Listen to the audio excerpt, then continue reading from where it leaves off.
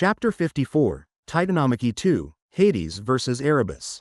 Show-offs. Everyone present all heard the voice of Samael, who appeared with the rest of the others. Kronos looked at the lineups of his children and their friends and chuckled.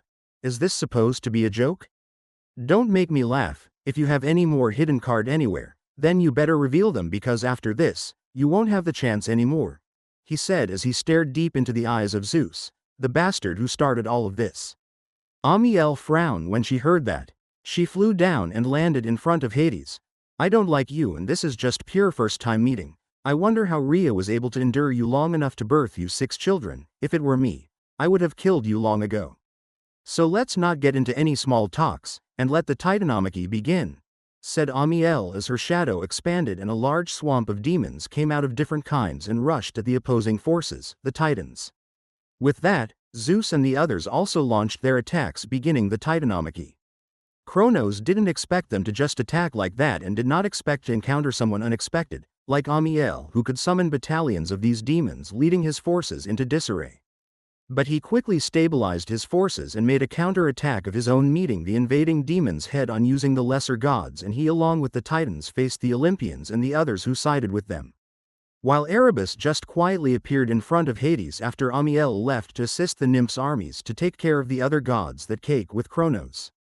I see you were also waiting for me. That's good, so just tell me or no scratch that. Undo what you did and everything else will be overlooked, said Arabus, who was radiating darkness that corrupt the spot which he stands and the nearby surroundings. Hades just raised his bident, which he made from the side, and pointed it at Arabus. You were a primal god. You can always find another place to live or even create one for yourself. So why are you so hellbent on getting Tartarus back? Or do you just want to bully a third-generation god? Or are you just so bored that you want some action? Either way, I am ready to indulge you, said Hades as he rushed at Arabus. Foolish child, said Arabus, who dissolved into the darkness to avoid the incoming Hades. Hades struck an empty space as Arabus was already out of the way. He turned to look for him only to find out that the entire area has been shrouded in complete darkness, impairing his vision. You should know not to confront a primal god head-on. Out of the darkness came the voice of Arabus from all direction, confusing Hades. You killed my son and I did not do anything about it, as I believed he was too weak for you. Take him out, and maybe Tartarus was not a place meant for a weak god like him, letting you live. But as if that was not enough, you went ahead and relocated the entire Tartarus and evicted me from my home, and you expect me to just turn a blind eye? I don't think so. After he said that, Hades felt a suffocating aura descend on him, causing him to fall to the ground. Out of nowhere, a sword flew and pierced him on the chest. You should have had a backup plan when you made up your mind to confront me, child. That was a mistake on your part, said Arabus as he appeared to deal the finishing blow on Hades. Seeing Arabus appear, Hades looked up at him and smiled. Who said I didn't have a plan? Before Arabus could say anything, he felt something bite into his flesh and lifting him into the air and flung him to the corner, making to the fog of darkness he created to fade, giving Hades his vision back. Hades stood up and removed the sword from his chest and threw it away. Good one, boy. Now let's finish a primordial god together, and I will treat you with something really special after this, said Hades, who got on the back of Cerberus, who he summoned from Tartarus. After Tartarus merged with Hell, he gained the ability to summon Cerberus to him anytime and had a unique control of a blue flame, to which Lucifer told him to be the flame of Tartarus after the merge with Hell, and only he could control that flame. Arabus got up from the ground and saw Hades sitting on a 3-headed dog and felt it was familiar to him. I see you came prepared, but if you think that would be enough to stand a chance against me, then you are wrong. It will take more than you and a dog to fight me, said Arabus, who threw several large balls of darkness at Hades. Cerberus moved out of the way and spewed a blast of blue flames at Arabus, who just turned into a mist of darkness, and the flame passed through him. But what he didn't expect was the flames still had an effect on him, forcing him out of his mist state, which caused him to get burned by the flame. Without wasting any time, he vanished into darkness and appeared far from Hades. What's that flame? It could even hurt me in my mist state. Just who the hell is helping you? He questioned as he tried to buy some time for him to recover. Hades obviously knew what Arabus was planning, and he wouldn't let him have his way, so he sent another blast of blue flames at him while whispering one name in a terrifying way which made Arabus's soul shook in fear. The devil. Hearing the chilling tone of Hades, which was amplified because of the helm of darkness, Arabus was rendered paralyzed and unable to move. Hades used this as an opportunity and struck him with the bident laced with the flame of Tartarus. That's the end of the line for you. Chapter 55, Titanomachy 3, Father versus Sons. After the defeat of Arabus, Hades rained devastating attacks on the lesser gods which led to the dwindling of their numbers. The Hecatonchera and the Cyclops threw rocks at the Titans and their forces, causing confusion in their ranks, giving the Olympians' armies a fighting chance despite being outnumbered. Kronos watched all of these from the sidelines and was not very happy about it. Everything he planned for this day was all for nothing as he was being outsmarted by his own children. He couldn't take it, he can't let them make a mockery of him. He turned to look at one of the Titans beside him. You are the Titan of strength and endurance, now put that strength into good use and change the tide of the battle for me, boy, he said to him. The Titan bowed and jumped from the ground, propelling himself into the midst of the demons, crushing them with his feet. Feel the might of Atlas, he roared into the sky as he destroyed every demon he laid his hands on as if they were a piece of paper. Look who decided to join the party. Our bastard brother, Atlas. What do you say, brother? Should we roughen him a little before we get to father? If you mean beating him to a pulp, then I'm in. Atlas saw two Titans just like him arrive in front as they looked at him with a menacing smile. They are Prometheus and Epimetheus, the two sons of Themis and the Titaness who hated him the most because of his father having an affair with his mother and him being the result of their one-night stand. Are you here on the orders of your mother to get rid of me? Said Atlas as he squashed a demon by the head. Prometheus laughed when he said that. What makes you think my mother would even have the time to think about a bastard like you when there are many things she could do with that time? We are just here to have some brothers bonding time, isn't that right, Epimetheus? He said. Of course, brother, we miss our little brother and would like to spend some time with you, but oh, guess that's not going to happen if you don't trust us, said Epimetheus, smiling at Atlas. Atlas couldn't contain his anger anymore after being played by his two hateful half-brothers repeatedly. Let's stop this stupid charade and fight, he said, balling his fist, and glared at them. Prometheus smirked as he saw that they have gotten under his skin. With pleasure, he said as flames burst out of his hands. Epimetheus brought out his sword and grinned at Atlas, who was burning in anger. Let's see how thick that skin of yours is when I cut into it, he said. But before the three brothers could clash, someone appeared in their midst. You would cease this nonsense now, said the man. The three brothers looked at the newcomer, who turned out to be their father, Iapetus. How kind if you join in the fray, father, saved us the time to go look for you ourselves, said Prometheus as he readied the chains given to them by Gaia. Iapetus sighed as he knew that these two children bore to him by Themis are very hard to control. Atlas, leave, this is not your fight, I will handle them, go ahead and do what the God King asks of you, he said as he was ready to beat some sense into his children and maybe ask Kronos to lessen their punishment after this is all over. Sending away your bastard son, father? Don't die out there, we still have some unfinished business to handle, bastard brother, said Epimetheus as he waved bye-bye to Atlas, who ignored him. The both of you have chosen to side with the rebels on the wrong side, but you can all find redemption if you go to the God King now and tell him everything you know about the rebels and how we can be able to get rid of them, then maybe he will show you mercy, said Iapetus, trying to speak sense into his two children. Prometheus and Epimetheus looked at each other and acted as if they were considering his words, only to burst out laughing the next second. You are truly funny, father, can't you look around you? You are the one who should come over to our side, not that it would even matter.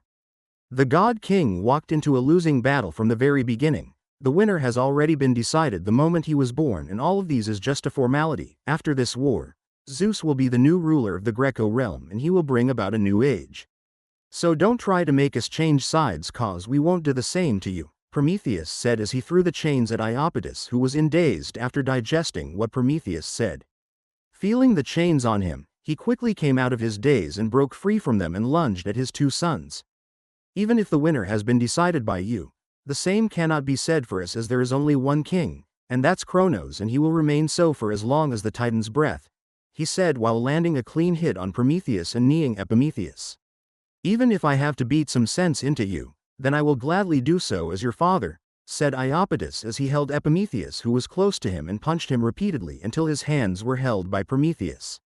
I don't care whatever you say, but if you join to support a child-eating bastard as the God King, then Epimetheus and I will have to treat you like the enemy and not our father, so please, as long as this war continues, "You are not our father," said Prometheus, whose eyes was burning with a first fire and his hands were on fire, burning Iapetus' hands. Epimetheus punched his father on his stomach, sending him flying upward. Epimetheus stood up and stood beside Prometheus with his sword out. "Oh, he forgot to much something. Mother said we should send our regards to you," said Epimetheus as he and Prometheus engaged their father in battle. Chapter 56, Titanomachy 4, Retreat.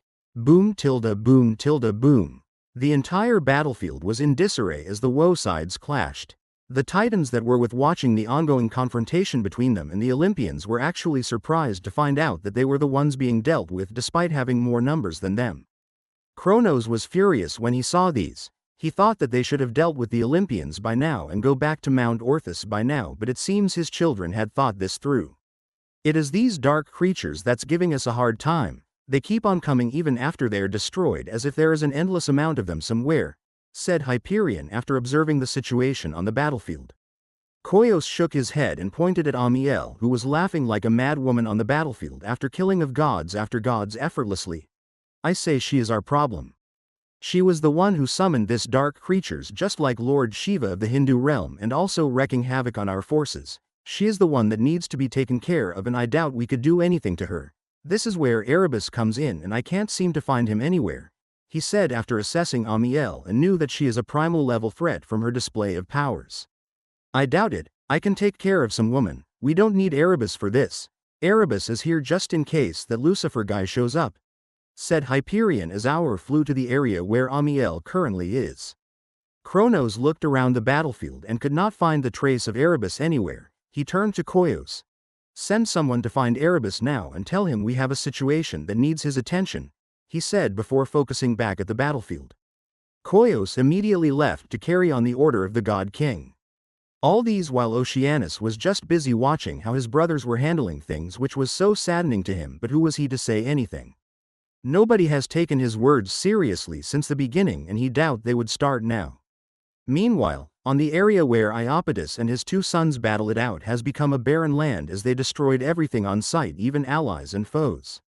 Iapetus was at a clear disadvantage against his two sons as they seem more powerful than before, but they lack experience, which is why he was still standing for this long.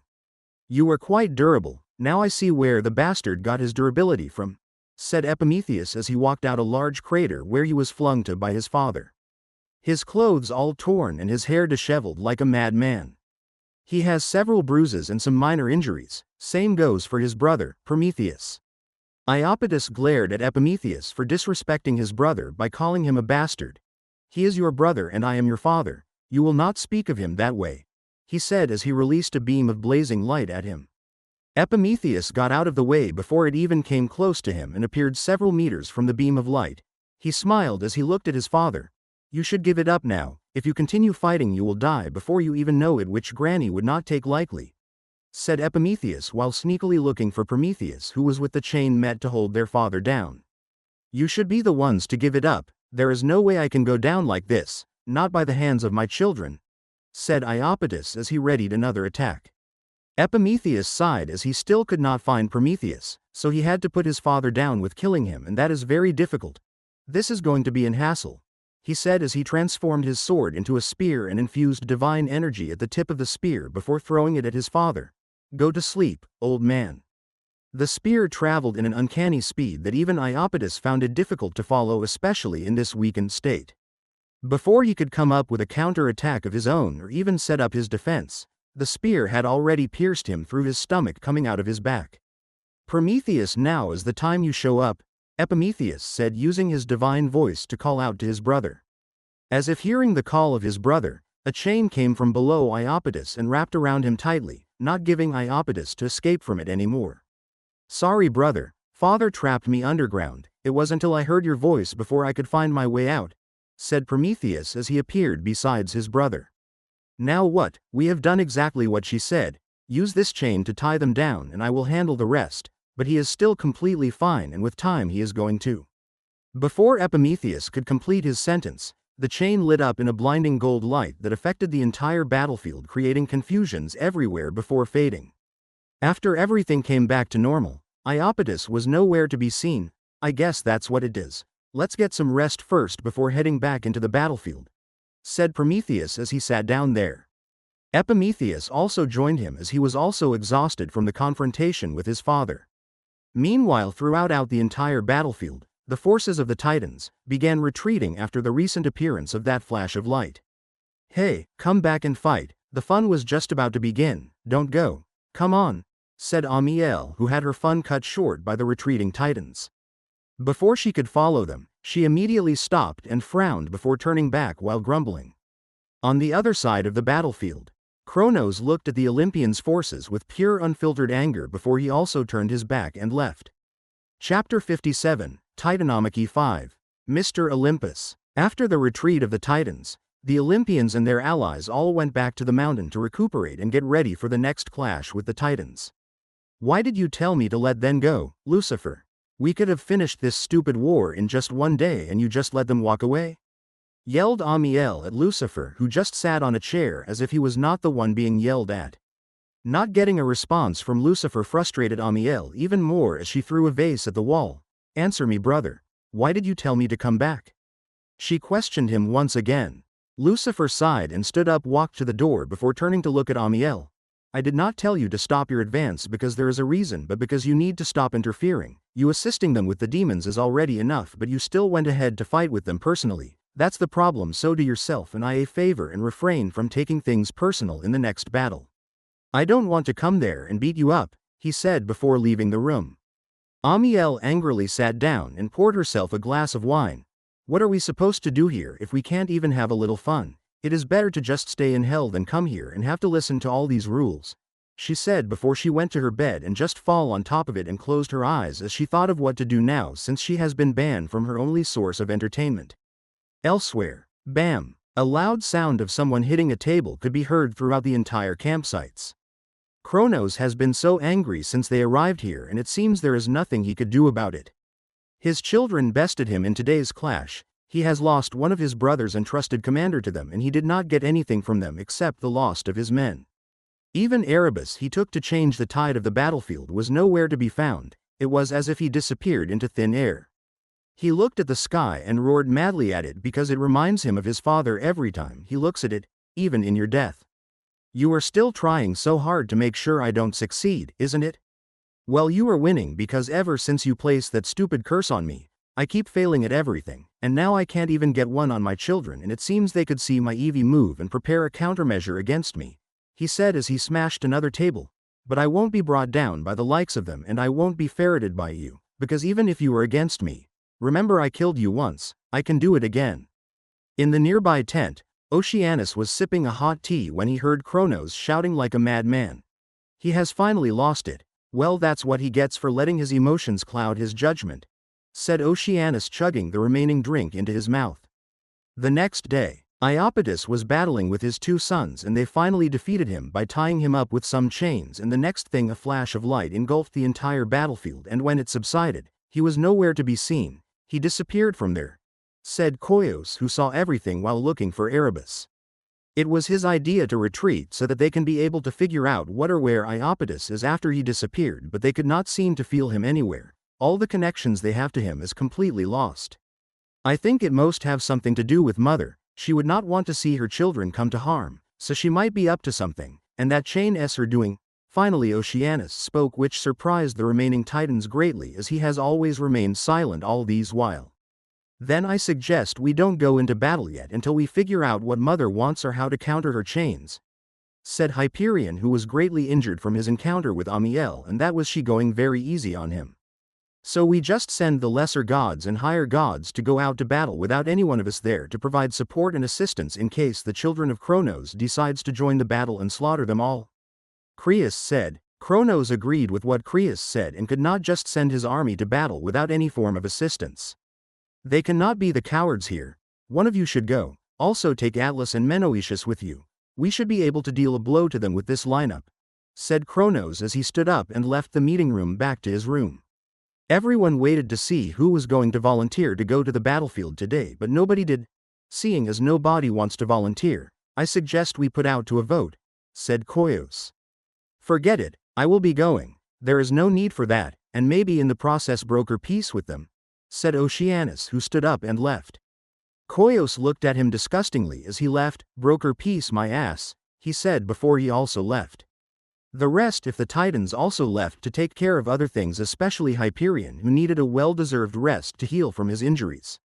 Mount Olympus. Lucifer was sitting over a cliff as he thought of the ongoing war and wondered what he was going to do after that when he heard Amaterasu walking towards him. She hugged him from behind and snuggled her head under his arm. "What are you thinking of so intensely?" "Love," she said with a hint of blush on her face, as this is the first time she has ever called him that. Lucifer smiled, seeing like that, and just placed a kiss on her lips. "Just thinking about the future. Where do you think would be a good place to visit after the war?" he asked her. Amaterasu thought for a while before she remembered a place where they could go for sightseeing, and she heard that realm was quite a place for vacations. "I think the realm if Kogurio. I heard it has nice foods and beautiful places to die for," she said with worship in her tones. "So Korean?" thought Lucifer with a smile and eyes full of genuine interest. Chapter 58, Titanomachy 6, a year later.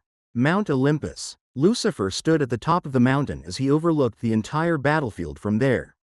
It has been over a year now since the Titanomachy began, and things has been going as plans, except the Titans have become a little wiser. Since the capture of Iapetus by the hands of Prometheus and Epimetheus, they have not appeared on the battlefield, only there to supervise and never take part in the battles. Now today, there is an ongoing clash between the Titan armies and the demons, as both sides refuse to take part for a long time as they gather their strength. "Sigh, this is getting a little, brother," said Lucifer, who snapped his fingers and the Titan armies were all obliterated. He turned to go back to his palace as there was nothing for him to watch anymore. He wanted a battle, not a skirmish between them. He wanted to see Titans go head to head with the Olympians, but it seems the Titans are cowards who just waits for the right moment to strike. On the other side of the battlefield, Oceanus did not show any sign of shock nor surprise when his army was completely wiped out, as this was not the first, neither the second or the third, and Ilhi was getting sick of it instead. "We should head back now. We are done scarifying our men today. We should go prepare the other one," said Oceanus to the two bastard sons of Iapetus, Atlas and Menoetius, as he made his way back to the camp. "Why are we not taking the fight to them? We have always been the one to suffer loses while they gather their strength. Increase in numbers as ours decrease. Is it when we are clearly outnumbered and weaken, that's when we are going to fight back?" said Menoetius as he walked beside Oceanus. "Listen to me, boy. I don't have the time or luxury to answer your question, so you come with me quietly or I make you," said Oceanus, clearly angered by the question. He has been trying very hard to make Kronos understand that the path he is treading on is very wrong, but it seems he is too blinded by his quest to eliminate his children to see that, and so he gave up, and maybe he was just going to have the Olympians take him just like they did to Iapetus. Menoetius kept quiet, and like that they all went back to the camp in silence. Reaching the camp, they were stopped by Creus, who stood by the gate with a gloomy expression. Another failed operation. He asked Oceanus, to which he nodded. "Sigh. Let me handle this tomorrow. I will take my zodiacs and engage in the battle personally. We can't continue like this," Creus said, and left without waiting to hear what Oceanus has to say. Oceanus sighed and went to report to the god king, Kronos, before going back to his tent to rest. Mount Olympus. The Olympians gathered with their allies to come up with a way to invade the enemy camp, since they've decided to hide like cowards and refuse to show themselves. "We go by nightfall, they will not see us coming. We go there, cause chaos in their ranks and come back. That would make them want to retaliate," said Epimetheus to the group. "Or we wait and see if they are going to keep using the same method over and over again until they exhaust their troops, and we strike with full force, taking them out in one fell swoop," said Zeus as he looked at Epimetheus to show that he disapproves of his opinion. Zeus is right. They are clearly in a losing game, and I doubt they will not have more troops positioned in the camp expecting this. You all have to remember that Kronos is the Titan of time, and he knows when his life is in danger and will always be at alert," said Métis, agreeing to what Zeus said. Epimetheus smiled nervously while looking at his brother for help, but all he got was gloating from him. "But we can't just continue like this also. What if the more time we waste sitting here and making plans and strategy? We are giving them the time to plan something even bigger, like getting help from another realm," said Poseidon. "I know that. That's why we have a trump card that they would not be expecting if they did that," said Métis while smiling when thinking about what she prepared in store. "What do you think I have doing this past year? I have gone to every realm Lucifer stepped on or had influence in and requested their assistance in case something like this happened, and they were willing to help. Well, not all of them at first, but with a little convincing, they all obliged. The past year, Métis consulted the help of Aphrodite to assist her in getting help from Lucifer, and all she said was to go to the realms Lucifer has been to or has a connection to, or one who is indebted to him, like the Hindu realm, and ask them for help, saying it was for the devil and they will help her, and so she did, and it turned out well. Zeus laughed when he heard how she meticulously planned all of that without them even knowing, while patting her on the head, which made her blush without control. Everyone present looked at them strangely, especially Métis, who rarely show any expression on her face.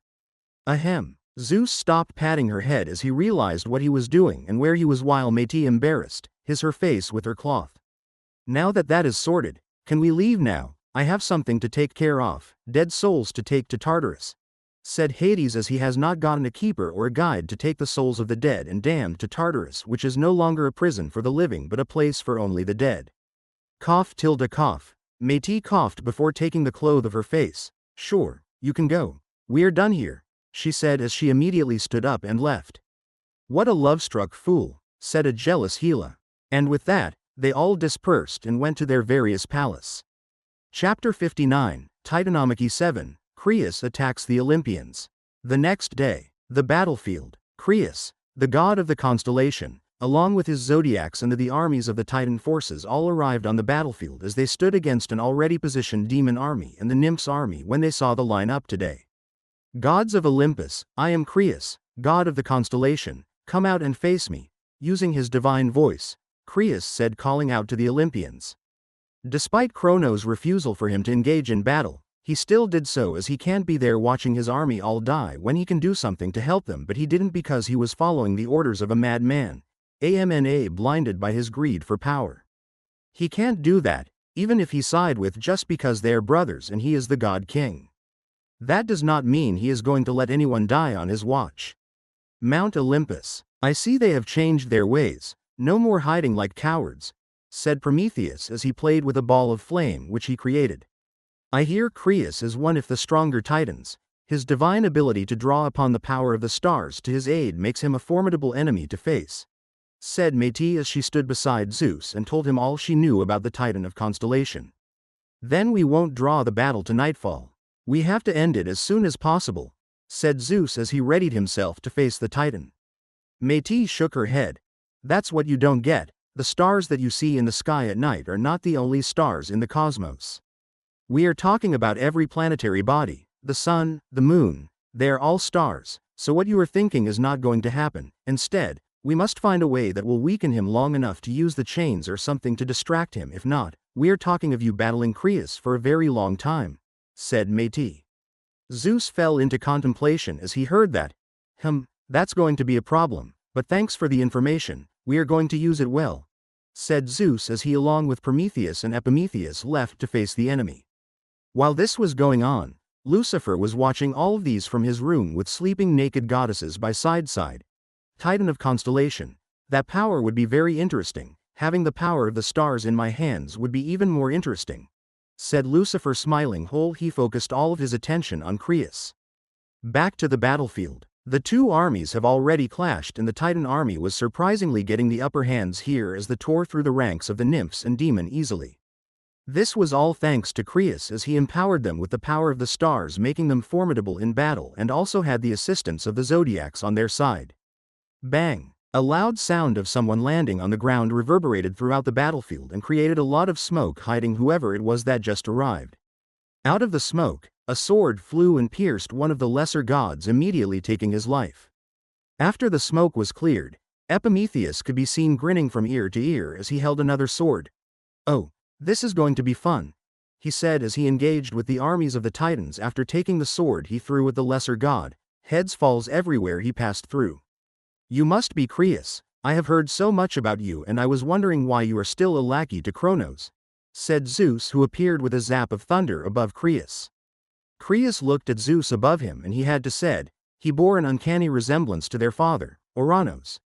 You are just like the carbon copy of my father, your grandfather, and you also happen to have an affinity with the sky. I see why Kronos is so desperate to get rid of you. He believes you to be the reincarnation of our father and I don't blame him for that.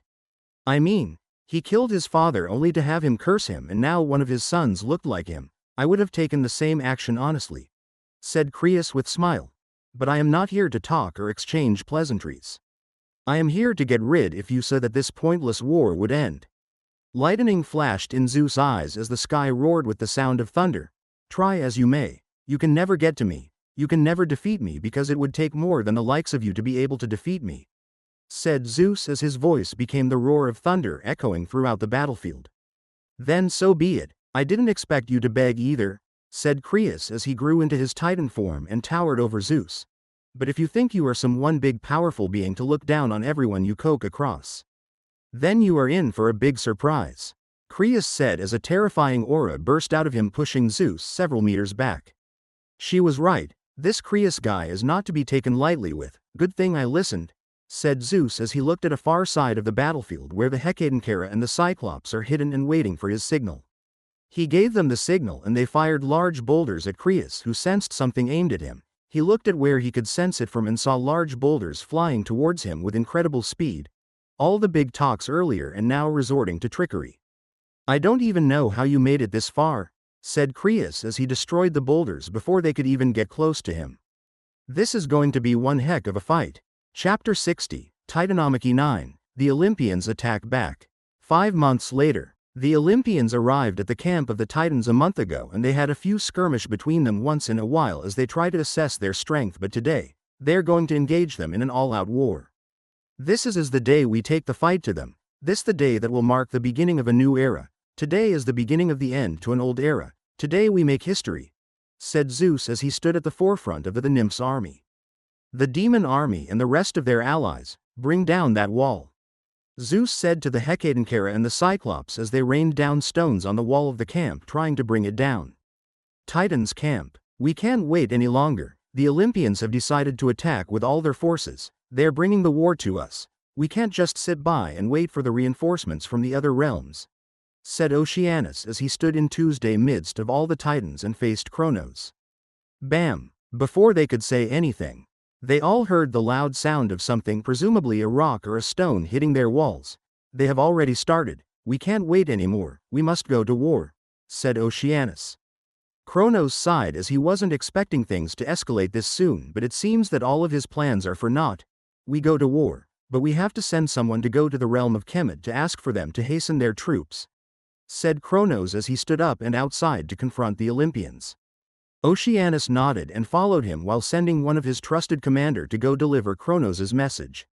Meanwhile, on the side of the Olympians, the Hecatoncheira and the Cyclops has already broken the walls of the camp, paving way for the armies to enter the encampment. Zeus rained down lightning from the sky on the camp, ripping the lives of many lesser gods. Poseidon flooded the entire camp, drowning unfortunate gods that were unable to swim or fly their way out of the water. The gods who flew to avoid getting drowned had Zeus to face, which didn't end well for them. The Olympians wiped out the entire armies of the camp in one fell swoop. Kronos and the other Titans were surprised, but now is not the time to dwell on that, as they also have to face the Olympians. Continue reading at novel bin.com. You truly thought this through. You didn't even waste any time and wiped out my army. That's impressive, but if you think that it will be this easy, then you are wrong, said Kronos as he raised his hands and everything around them started going in reverse. The flesh of the gods that died to the assault of Zeus and Poseidon were all healed in a reversal as they came back to live. The flooded camp went back to the way it was before Poseidon flooded it. All the dead gods of the Titans were back as if they did not die in the first place, and full of strength and ready to fight without any idea that they just died. Zeus saw all of these and sighed, but he wasn't worried. That's why the nymphs and the demons are here, to handle them. I wonder for how long you can be able to continue using this power of yours, said Zeus as his eyes sparkled with lightning and the sky roared as Zeus engaged Kronos in battle. You have no idea how things are going to turn out for you after now, said Kronos as he clashed with Zeus, causing a massive shockwave that spread throughout the camp. Somewhere around the camp, Lucifer, Aphrodite, Amaterasu, Amiel, Gaia, Rhea, Themis, Mnemosyne and Adamanthea were all speciating the war from the space created by Lucifer as they stayed hidden. It won't be long before the reinforcements Kronos asks for would arrive. What are we going to do then? Asked Adamanthea. They saw when Oceanus sent his man to go tell the reinforcements to hurry up as things did not go according to plan. That's why Métis is not here. She left since a month ago to ready her ace plan. I reckon they should be on their way by now, said Amaterasu, snuggled in the arms of Lucifer, who stroked her hair. Adamanthea sighed in relief before focusing on the battle taking place. Oceanus was currently facing Poseidon as they used this medium to battle for the control of the oceans and other water bodies. Hades faced off against Creus and the injured Hyperion, who, despite the long period of time he spent on recuperating, he could not fully heal no matter what he did, it just as if the wood has a life of its own. What are you doing with the two you capture? I doubt you would do anything like imprisoning them, said Zeus to Gaia, who was focused on the war. They are in my domain sleeping peacefully. I plan to talk some sense into them after the war, said Gaia without taking her eyes off the battlefield. You know one of them are going to die, right? Said Lucifer as he looked at Kronos exchanging blows with Zeus, or rather beating the crap out of Zeus thanks to his control of time. I won't lose any of them, said Gaia. I beg to differ. By the time Poseidon are done with Oceanus and the other two titans, they will join hands with Zeus to fight Kronos, and I doubt he would let them use any of the chains you prepared for him, said Lucifer as he smiled as he saw Zeus finally land a blow at Kronos. Gaia smiled also. You think I haven't thought of that? I did, and I have something in store. They can go ahead and kill him. Chapter 61, Titanomachy 8, Creus's defeat. It has been months since Zeus and Creus were at each other's throat, and none of them could overpower the other. With the powers of the stars and the cosmic constellation under his control, Creus has become an absolute being that could even pose a threat to a primal god and might even defeat some of the primordials. But Zeus was not just any god, but someone trained under the watchful eyes of the devil. A being that can reap the life of anyone with just his gaze. So facing Creus, he was not the least scared. Instead, he found a worthy opponent in him. Prometheus, Epimetheus and the Hecatonchera and the Cyclops faced the 12 zodiacs of Creus, who are also proving to be very difficult to put down as they keep getting back up after a few hours of defeating them, which has become a headache to their opponents. The reason why the zodiacs are unkillable is because they are not true beings but are physical manifestation of the 12 cosmic constellations of the cosmos, and as long as Creus lives, they cannot be destroyed. Meanwhile, all of these did not escape the eyes of Lucifer and Amiel, who decided to join him as she could not be present on the battlefield because he refused her. What a waste of such power, said Lucifer while watching the 12 zodiacs being manhandled. The power of the constellations are supposed to be possessed by people, but I don't blame him. Gods are too prideful to possess that power and would not be able to unleash its full potential, so it is better to just leave it to its own will, said Lucifer. He knew the best way for the power of a zodiac to be of good use is when it is being wielded by someone, and not just any someone but a special species, humans. They are the only people who can bring out the truth power of the zodiacs, not gods who will be too prideful as they will deem it as a borrowed power. This battle has been going on for far too long. It is time for it to end. Let me go and end it, said Amiel while giving Lucifer a puppy, but he did not budge, making Amiel pout in annoyance. Tisk. You are an even bigger meanie than Coriel. Speaking of Coriel, when are they coming back? I miss them already. Just say what you want to say, that you should have gone along with them if you knew I was never going to let you partake in the war, said Lucifer, clearly reading his little sister. Amiel turned her face away from Lucifer as she pouted and feigned annoyance. Lucifer smiled while seeing her antics. Try as you may, I am not going to let you go to the battlefield. This is not our fight. We are just spectators and lending little help in any way that we can, said Lucifer as he turned his focus back to the battlefield. And just like that, another year passed and still no victor. Kronos, seeing this as an opportunity, sent Atlas and Menoetius to assist Creus in the battlefield, thus putting the Olympians at a disadvantage until Amaterasu decided to lend a helping hand after persuading Lucifer to allow her do so. With the presence of Amaterasu, the Olympians were able to turn the tide of the war. You are not of this realm, so why are you interfering with the matters of our realm? Asked Creus as he stood against Amaterasu and Zeus. Amaterasu didn't answer him and just sent a very hot ball of yellow flames at him, the Sunfire, her special flame that can incinerate anything in its path. Creus immediately got out of the way while still covering himself with his aura to act as a shield should in case Amaterasu wanted to play dirty.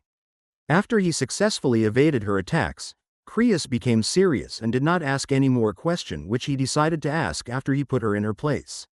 With that, Another round became, but with Amaterasu helping Zeus, they overpowered Creus quickly. Explore new worlds at Novel Bin.com.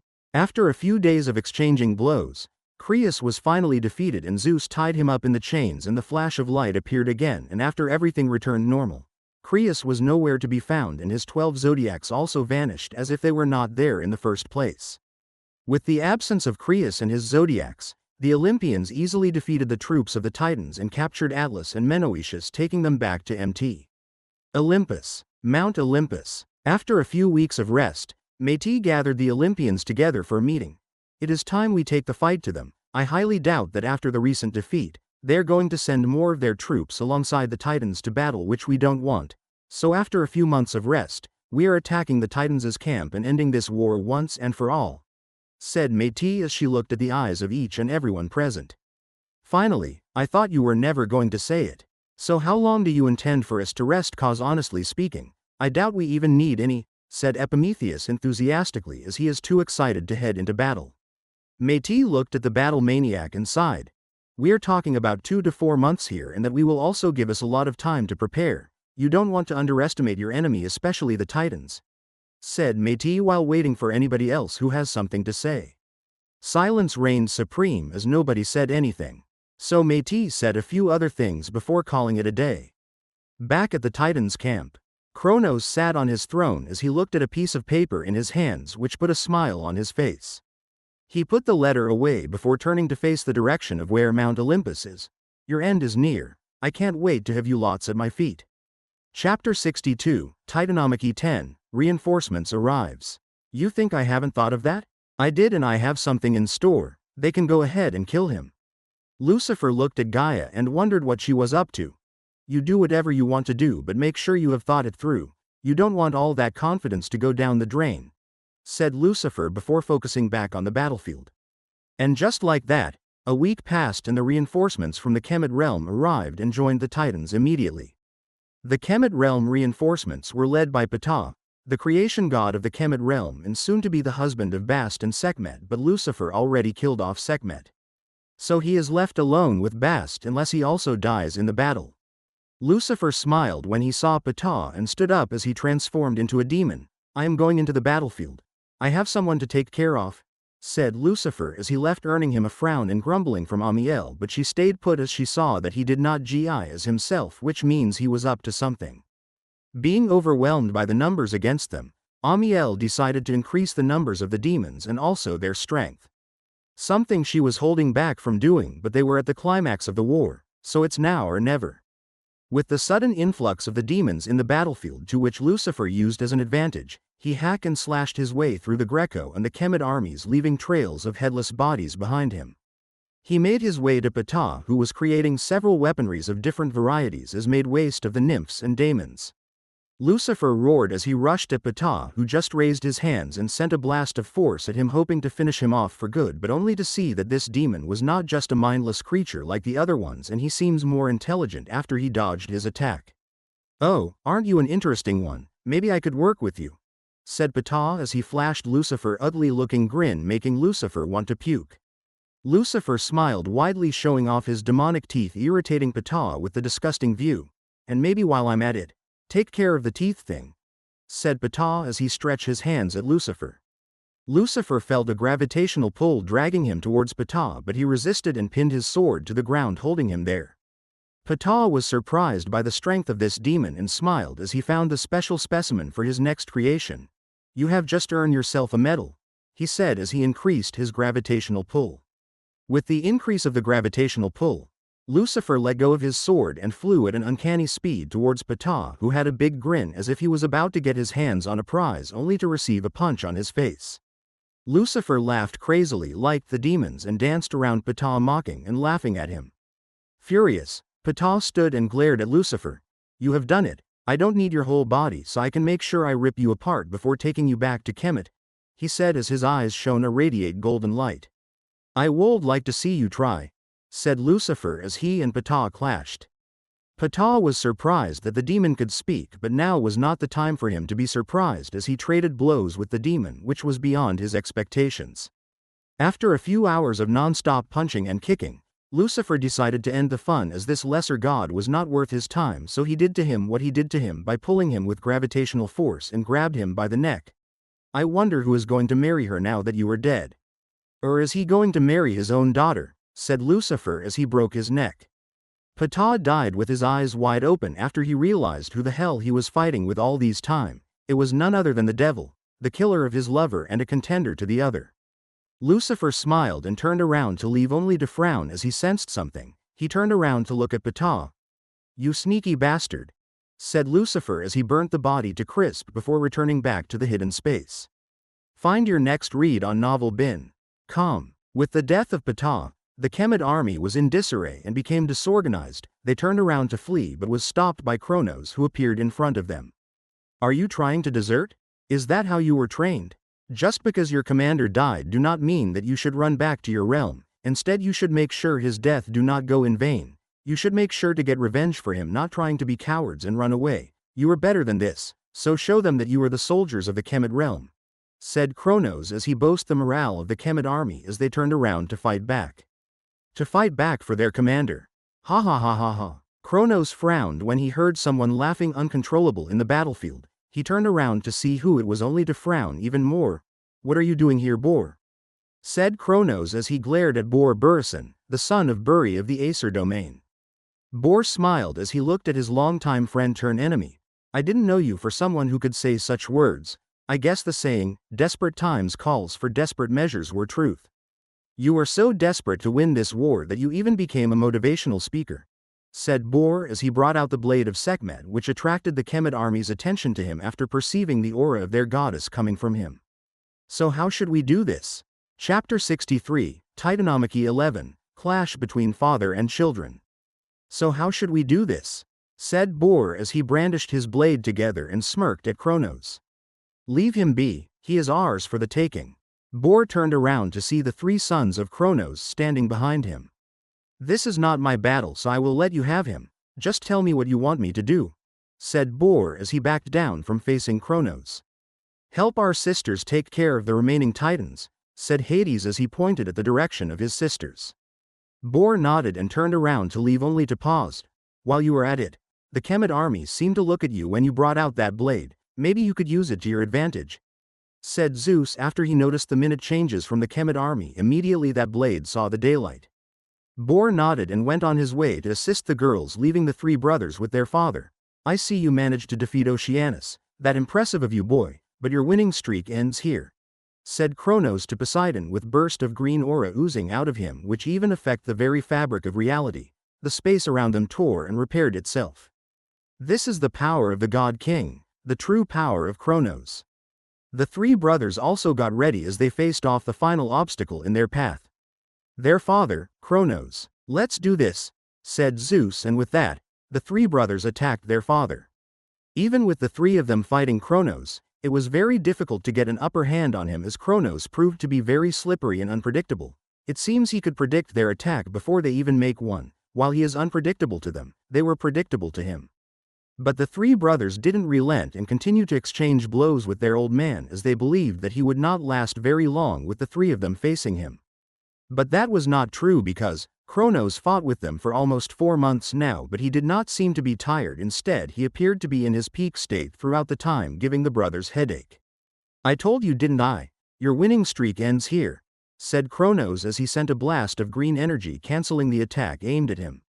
We have to come up with something else. I don't think we are ever going to wear him out like this, said Poseidon as he was getting sick of the back and forth play with their father. Hades sighed and brought out the chain Gaia gave to them several years back and threw it away. We have been trying to wear him down since we started so that we can use this chains, but I don't think we can continue like this, so I suggest we fight him with killing intent, said Hades. Zeus frowned, but he knew that Hades was saying the truth, and if they continue like this then they will never defeat Kronos anytime soon. We don't have any other choice now, it is either him or us, Zeus said as he always threw his chains to the ground. Poseidon sighed and looked at Kronos, who was watching them from above. We just tell we have no other option rather than to kill him. What's the worst that can happen? Poseidon said as he also threw his chains. Are you lots done, or are you going to keep on talking like that forever? Because I'm all itching to beat you lots to your death, but I prefer to do it while you are still fighting. said Kronos as he grinned from ear to ear after finally putting his boys in their place. Discover more stories at novel.bin.com. Poseidon, Hades and Zeus did not respond but instead had a sudden change in their aura. Now let's get things on the road, said Poseidon, not holding back anymore. Meanwhile, Lucifer, who was watching all of this along with the others, smiled as he looked at Gaia. I told you that your plan is not going to work. They're now going to kill him. What else do you plan to do after that? Said Lucifer as he smirked at Gaia. Gaia didn't respond and just watched the ongoing battle between her son and her grandsons at each other's throat. After not getting any response from Gaia, Lucifer just smiled and continued watching the battle like everybody else. 5 years later, the entire Kemet army and the Titans' army were completely wiped out, and the other Titans has been captured by the allies Métis brought from the different realms Lucifer had connections with. After the defeat of the other Titans, the 3 sisters joined their brothers to fight against their father while the others went to take their rest. The Hecatonchera and the Cyclops did not go back but instead helped the siblings by distracting Kronos from time to time, making the Olympians land several blows or deliver devastating attacks at him. Kronos was now at wit's end and did not know what to do anymore, but he vowed never to give up no matter what, and he must show this brot's true despair, so he is not going to go down that easy. He called upon his power as the god king of the realm and strengthened himself several-fold, making him to keep up with them. He even managed to injure Hestia greatly, making her to withdraw from the battle, momentarily reducing his burden a little. I have to say, if I was not the god king of this realm, I would have been long dead a long time ago, but you chose the wrong place to face me, said Kronos as he sent the Olympians flying with blast from him. Bleeding from his mouth, Zeus glared at his father, the cockroach who refused to go down even if he is the last man standing, his eyes blazing with thunder. You said this is your realm, right? What will happen when we take you to a place that does not fall under your jurisdictions? Chapter 64, Titanomachy 12, Taking the Fight to Tartarus. You said this is your realm, right? What will happen when we take you to a place that does not fall under your jurisdictions? Zeus looked at Hades, who understood what he meant, so he put his hands together and closed his eyes. He stood there for a while until a black portal materialized in front of him. Get him to the portal fast, said Hades to Zeus. Zeus nodded and looked at his siblings. They all understood what he was about, so they all gathered for a combined attack aimed at Kronos, who flowed in the air with arrogance as he created a wall of shield using his aura. The siblings were glad that Kronos was still arrogant despite in the face of danger, which they used to their advantage. They released their attack and it flew to Kronos, who stood like unshakable mountain in the sky, but what he did not expect was that the attack was not meant to harm him or anything, instead it was a distraction. When the attack hit him, due to the combined force of the siblings, Kronos was a little shaken and in daze, giving Zeus the opportunity to toss him inside the portal, which would cut his connection with the realm of Greco and the additional boost he gets right now. The siblings also joined as they went into the portal. The portal closed the moment Hades walked into it. Where did they go? Gaia said with panic in her tone, as she did not expect things to turn out like this. Lucifer looked at her and raised a brow. Oh, you didn't anticipate this, did you? I doubt it, but I can help you with your question. They are in Tartarus and you can't go in there anymore, said Lucifer. Gaia's ears perked up hearing where they were. But you can go there, right? Take me there, she said as she held his clothes. Geez, you are a primal goddess. Act like one, said Lucifer before snapping his fingers, and their scenery changed to a gloomy and eerie place. Welcome to Tartarus, said Lucifer as he smiled when he noticed some changes from what it used to be due to the merge. Where is this place? Where did you brats take me? Yelled Kronos as he felt his connection to the Greco realm severed and he could use his authority as the god king of the realm to strengthen himself here. You are in Tartarus, my domain and your burial ground, said Hades, whose voices sounded from everywhere. Kronos turned to look at his children with the hint of fear in his eyes, but he didn't let it get to him, because in his eyes, they are nothing but mere children. No matter what you do, I will not be stopped by the likes of you. I am Kronos, the... Shut up, you talk too much and that's not what we are here for, said Hela, cutting her father off. Angered by the disrespect shown to him by his daughter, Kronos attacked without wasting any more time. Time to end this once and for all, he said. The siblings also attacked back with Hades making the greatest contributions, as the others were not suited to battle in Tartarus. They were not in their element. Hades together with Cerberus dealt devastating blows after blows to Kronos, with his siblings assisting from behind him. Kronos was at disadvantage as he did not have the power of the Greco realm to assist him, and he knew continuing this fight would lead to his demise, which would mean his children will win and they will not suffer any losses. And he was not going to let that happen. He decided to take them with him. "If I am going down, I will take each and every one of you with me," said Kronos as his eyes shone with a green glow. His aura became unstable and his veins were bulging on his body as he grew into his Titan form, which would not mean anything to the siblings, but he continued to increase in size and height. "Not good, he is going berserk. Something Iapetus taught us when mother brought the idea to kill father, but Iapetus said it was going to be dangerous and only him would survive should in case he used it because of what he represents. So we all vowed never to use it, but he is doing it. He has lost his sanity. Mother, we have to do something," said Rhea as she panicked for the well-being of her children. Gaia sighed as she saw how far Kronos has fallen. He is beyond redeemable, but he is still her son and she still want the best for him. But even at that, she can't let him take her grandchildren to their early grave. The entire Greco realm now depends on them. Kronos finished his transformation and felt his every cells in his body filled to the brim with newfound strength, and it feels as if nothing can stand in his path. He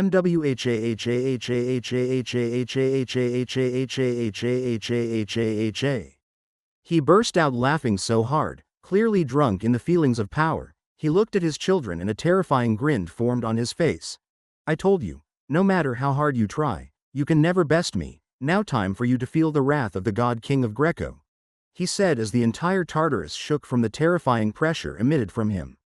The siblings all attacked their father with what they got, but all proved to be for naught. "How are we going to fight something like that? Are we really not going to get rid of him?" said Hestia as she breathed heavily after barely surviving an incoming attack from Kronos. "I don't think we can do anything anymore. We have done the best we could do, and yet he is still alive and refused to give up. He is like a cockroach," said Hades as he sent a blast of the flames of Tartarus at Kronos, who dodged it. Continue your journey on novel bin. Calm. Go rest, I will take it from here. Chapter 65, Titanomachy 13, The Last Stand. Go rest, I will take it from here. Kronos and the siblings turned to see Gaia with a stern look on her face as she locked eyes with her son Kronos. "Decided to show yourself, mother. I always knew you were behind this little brat since the day that bastard made his appearance in my home, but I looked the other way because you were my mother, but I will not do the same again," said Kronos. Gaia sighed as her son did not even a single shred of sympathy left in him. "You were the one who made them the bastard they are. All because of your greed and selfishness. At least Uranus was better than you in that aspect. He didn't put his children away because he was afraid they will take his throne from him, but because he saw them as hideous. Something that he couldn't stand. But you. I fear there is no saving you in this life," said Gaia as she walked in front of the siblings. "And you think you are any better? You turned children against their father twice, and I doubt if there is not going to be a third time. All of these are just games for you. We are nothing but disposable goods to you. When we are not of use anymore, you get rid of us, isn't that right, mother?" said Kronos, angrily, making the entire Tartarus tremble. Tears streamed down Gaia's cheeks as her son has been clouded by desire for power that he does not even know what he did wrong again. That's why she must save him. That's her duty as a mother. That's your bias. You have been drunk in power clouding your decision-making, and now you pin the blame on me? I will have to show you the error of your ways with the little time you have left, said Gaia as the earth of Tartarus shook and came to life. She threw boulders of rocks his way, to which he easily deflected, dodged, or destroyed. Is this the best you can do, mother? I am clearly disappointed. Bring back the children. At least they pose as a better challenge than you, Kronos said while laughing like a madman. Gaia didn't answer him and continued sending several rocks after rocks at Kronos, who was now having difficulties coping with them. With a burst of his aura, Kronos destroyed all the rocks aimed at him into pieces. I thought you could do better than, said Kronos, who paused to realize something. He could not move. He was wrapped in many strong vines that he could not get out of no matter how he tried. Release me, Kronos shouted at Gaia after he found out what she did. Gaia walked to her boy with tears in eyes. You have turned into a madman. Far from the sweet little boy you were centuries ago. I shouldn't have let you be the God King. It is my fault you turned out this way. The power corrupted you and turned you against your own children, your flesh and blood, even to the point of killing them at the expense of your life. she said as she kissed him on his forehead. Just as I have given you life, I will also take it from you. I made you into this monster, so it is my duty to correct my mistakes. A dagger appeared on her hands as she used it to stab Kronos in his chest. I love you, my son, she whispered into his ears, letting her tears fall to the ground of Tartarus. Kronos drew his last breath at the arms of his mother, ending the era of the Titans and the Titanomachy. Rhea, Themis and Mnemosyne all came to their mother's side and comforted her. It is not easy for a mother to take the life of someone they brought to the world, but she did it despite the love she had for him. Gaia stood up and buried the body of Kronos here in Tartarus before leaving and going back to the Greco realm. No body celebrated their victory as the end was tragic and nobody expected things to turn out the way it did, but there is nothing that can be done about it. After the Titans were defeated, a peaceful month passed as all the Olympians and their allies all rested while waiting for the appointment of the new god king, which is today. All the gods of the Greco realm gathered on Mt. Olympus for the special occasion. Gods of the Greco realm, it is an honor for us to be gathered here today to celebrate with our new god king. We all know the recent war that ensued for this day to be possible, a fierce war between the Titans and the Olympians, which would forever go down in history as the Titanomachy, said a lesser god who acted as the host of the event. Find adventures at novel.com. Now let us make a loud noise as we call upon the new god king and his siblings to make their appearance. The whole crowd went into frenzy as everyone was shouting and cheering for the arrival of their new ruler. Before that, I would like to make an announcement. Hearing that statement, the crowd booed but stopped immediately when seeing who it was that said that. It is Gaia, the primal goddess of the earth and nature. Good, now that I have gotten your attention, I can continue. Due to the recent event, I have decided that the Greco realm will not be having a god king anymore. Gaia said, leaving the crowd aghast and shocked by what she said. Even the Olympians were not an exception to this, only Lucifer knew where this is going. According to the myth that he remembered, Gaia would have destroyed this ceremony by creating Typhon, a being who has the appearance of a man from his torso upward, and his legs were two huge coiled snakes, making him a god and a monster. She would use him to cause the Olympians a great deal of trouble because of her children, but now she has all of them, so that won't be necessary. But because she has seen the way power corrupted her son and did not want that to happen ever again, so she will come up with a way to divide the power amongst the 6 siblings. The Greco realm will be ruled by the 6 siblings, the Olympians, side by side. Lucifer smiled, just like he thought. Chapter 66, Going to the Kemet realm. It has been 100 years since the Titanomachy ended, and peace returned to the inhabitants of the Greco realm. Lucifer, Aphrodite and Amaterasu are now ready to begin their vacation when they got a news from an old friend and flame. It was a message from Bast, telling them what her father was up to. After reading the letter, Lucifer burned it. It seems our vacation would be proposed, said Lucifer to the 2 girls who understood what was going on. I will have to go to the Kemet realm and take care of things there. After he said that, he called Amiel and the 2 of them left for Kemet. Aphrodite and Amaterasu looked at each other and sighed. Do you think he is going to kill him? Said Amaterasu. Aphrodite just raised both her hands in a relaxed way. I don't know and I don't care, but seeing as he carry Amiel with him, I doubt if there will be a Kemet realm ever again, or if it would be the way it was before, she said. Amaterasu sighed before they both walked back to the palace. Kemet realm. Should I lay waste of this place? Said Amiel, who just arrived in Kemet realm alongside Lucifer. No, we won't lay waste to anything, we will just wreak havoc and kill some few pests in the process, do you understand? Said Lucifer as he looked at his sister. Amiel just nodded. So should we start now, or do you want to take care of something first? She asked, hoping for him to say now, as she has been dulled up this past 100 years without doing anything. Lucifer smiled as he overlooked the entire Kemet realm. Wreak havoc, he said before flying to the central domain where the God King resides and his aides. Amiel grinned widely as her shadow expanded, and from it came terrifying demons of greater strength than the ones she summoned 100 years ago during the Titanomachy. Ha ha ha ha ha ha ha ha. She laughed loudly while commanding her demons to lay waste of anything in their line of sight. Central domain. A large feast was taking place in the palace of the God King. There were ladies dancing and entertaining the men and women of higher authority and power. Men and women laughing and drinking, having discussions with each other. Today is the wedding of their god king's daughter Bast to Ptah the god of creation, thus the all feast. Lucifer arrived at the gate to the palace and transformed into native of the Kemet realm. He walked inside without being stopped by the guards, and he made his way into the palace where he could say Ra on his throne, laughing and chatting with other god kings in his alliance, the one he calls, Killing the Devil Alliance. Bunch of wastrels, plotting to kill me. What a joke. If I had told Amiel about it, she would have stormed into this place demanding their heads, said Lucifer jokingly before looking for a place to sit down while waiting for the bride and the groom. You are a new face, I never seen you around here, said a middle-aged man who held a staff that has a crescent moon at the two. Lucifer turned to look at the Cometian who spoke to him while raising a brow at him. And you are supposed to be? Lucifer asked him, he truly has no idea who he was talking to. Continue your adventure with novel bin, calm. Ha ha ha ha ha ha ha ha. The man laughed, almost drawing attention towards them if not for the already loud environment.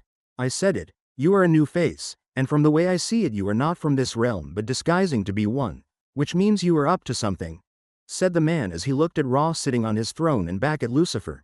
And considering you managed to pull your ruse without getting caught proves you are truly good at what you do, or you are a very powerful god. Either way I would like to see what kind of trouble you are going to cause, so don't worry, your secret is safe with me, the man said and turned to leave only to pause back and looked at Lucifer with a grin on his face. I'm Khonsu, by the way. With that the man left. Lucifer on other hand sighed as he remembered something of this particular god in one of the superhero movie his brother used to watch. Something called the Moon Knight or so, a very troublesome and tricky fellow, that's all he could say about him. Time flew by as the time everyone has been waiting for arrived, the arrival of the groom and the bride. Ra stood up from his throne with a joyous expression on his face, clearly happy. It is my greatest honor to have you all gathered together to celebrate this wonderful day with me. It is sad that Sekhmet is not here with us, but this is not the time to dwell on that, as I have everything ready to have my revenge against the one who killed her in the first place, so let us forget about the sad memory and focus on the good ones, including today. Thank you all once again for taking the time to come to this wedding ceremony. I truly appreciate, said Ra as he raised his drink for a toss. Now, the moment you've all been waiting for, ladies and gentlemen, I present you the couple and the stars of the day, Ptah and Bastet. The whole crowd cheered and clapped as Ptah and Bast entered the hall side by side. They are so pretty together. Wow, I wish I could take the place of Bast and be married to Ptah instead. That's just wishful thinking, but true nonetheless. Poor thing Sekhmet isn't here today, if not that bastard would be having the two of them today. Is that a compliment or an insult? The gods all bickered back and forth as they stared at the couples. That sneaky bastard, this time I will make sure you never see the light of the day ever again. Chapter 67, Crashing a Wedding. That sneaky bastard, this time I will make sure you never see the light of the day ever again, Lucifer said as he watched them walk up to their respective seats. The ceremony continued from there until Lucifer couldn't keep it together anymore. He came out to the middle of the wall and looked at the two couples. Ahem. He first cleared his throat and looked around him and could see Khosnu looking at him. He just shook his head and sighed before focusing on the couple again. I don't think this marriage is a joyous occasion for me. I mean, the bride is clearly not happy about it and would very much like to leave the hall right now. So for the sake of her happiness, I call this ceremony a load of crap and should be called off, he said as he smiled at Bast. Who do you think you are? How dare you come to my place and demand such a thing from me? Have you gone senile? Yelled Ra, clearly angered by the way Lucifer carried himself. Take this man outside this instance, he said to the guards who immediately came to apprehend Lucifer. And here I wanted to be civil, said Lucifer as the guards grabbed his two arms and dragged him out of the hall. After he said that, he released a little bit of his aura which sent the guards flying. I did not make myself clear earlier, I'm sorry, that's my fault. When I said this ceremony should be called off, it wasn't a negotiation or a suggestion. I want this ceremony to be called off or will do it myself, Lucifer said as he transformed back to his true self, making the entire crowd gasp in shock, while some due to his handsomeness. When Ptah saw who it was, he shrieked back in fear when he looked at the eyes directed at him. You, Ptah, are one sneaky bastard. You caked to the war in the Greco realm with your clone. You almost fooled me into thinking I actually killed you, but I guess that was not your lucky day, said Lucifer to Ptah, who was now regretting why he didn't withdraw from the marriage earlier. Everyone was silent, including Ra. He did not expect Lucifer to appear so suddenly. Him being here would make all of his plans useless. Bast immediately stood up from her sit and ran to Lucifer and hugged him. Lucifer smiled as he ran his hands through her hair, reassuring her, "So can I leave with the bride, or do you want to stop me?" "Your choice," said Lucifer to Ra. Ra looked at the other god kings for help. They communicated with their eyes, and after a while, Ra snapped his fingers and out of nowhere, soldiers appeared around the hall, surrounding every corner. "Take the guest away from here. Things are about to get bloody," he said as he stood up from his throne, willed his staff to appear in his hands, and also his clothing changed into his battle armor. "Since you came here, don't even think of going back," Ra said as he prepared for battle. "Your adventure continues at Novel Bin. Calm." Lucifer looked around him and smiled before he held Bast close to him and whispered something into her ear. After Lucifer said what he needed to Bast, he snapped his fingers and she disappeared from the hall. "Where did you take her and what did you say to my daughter?"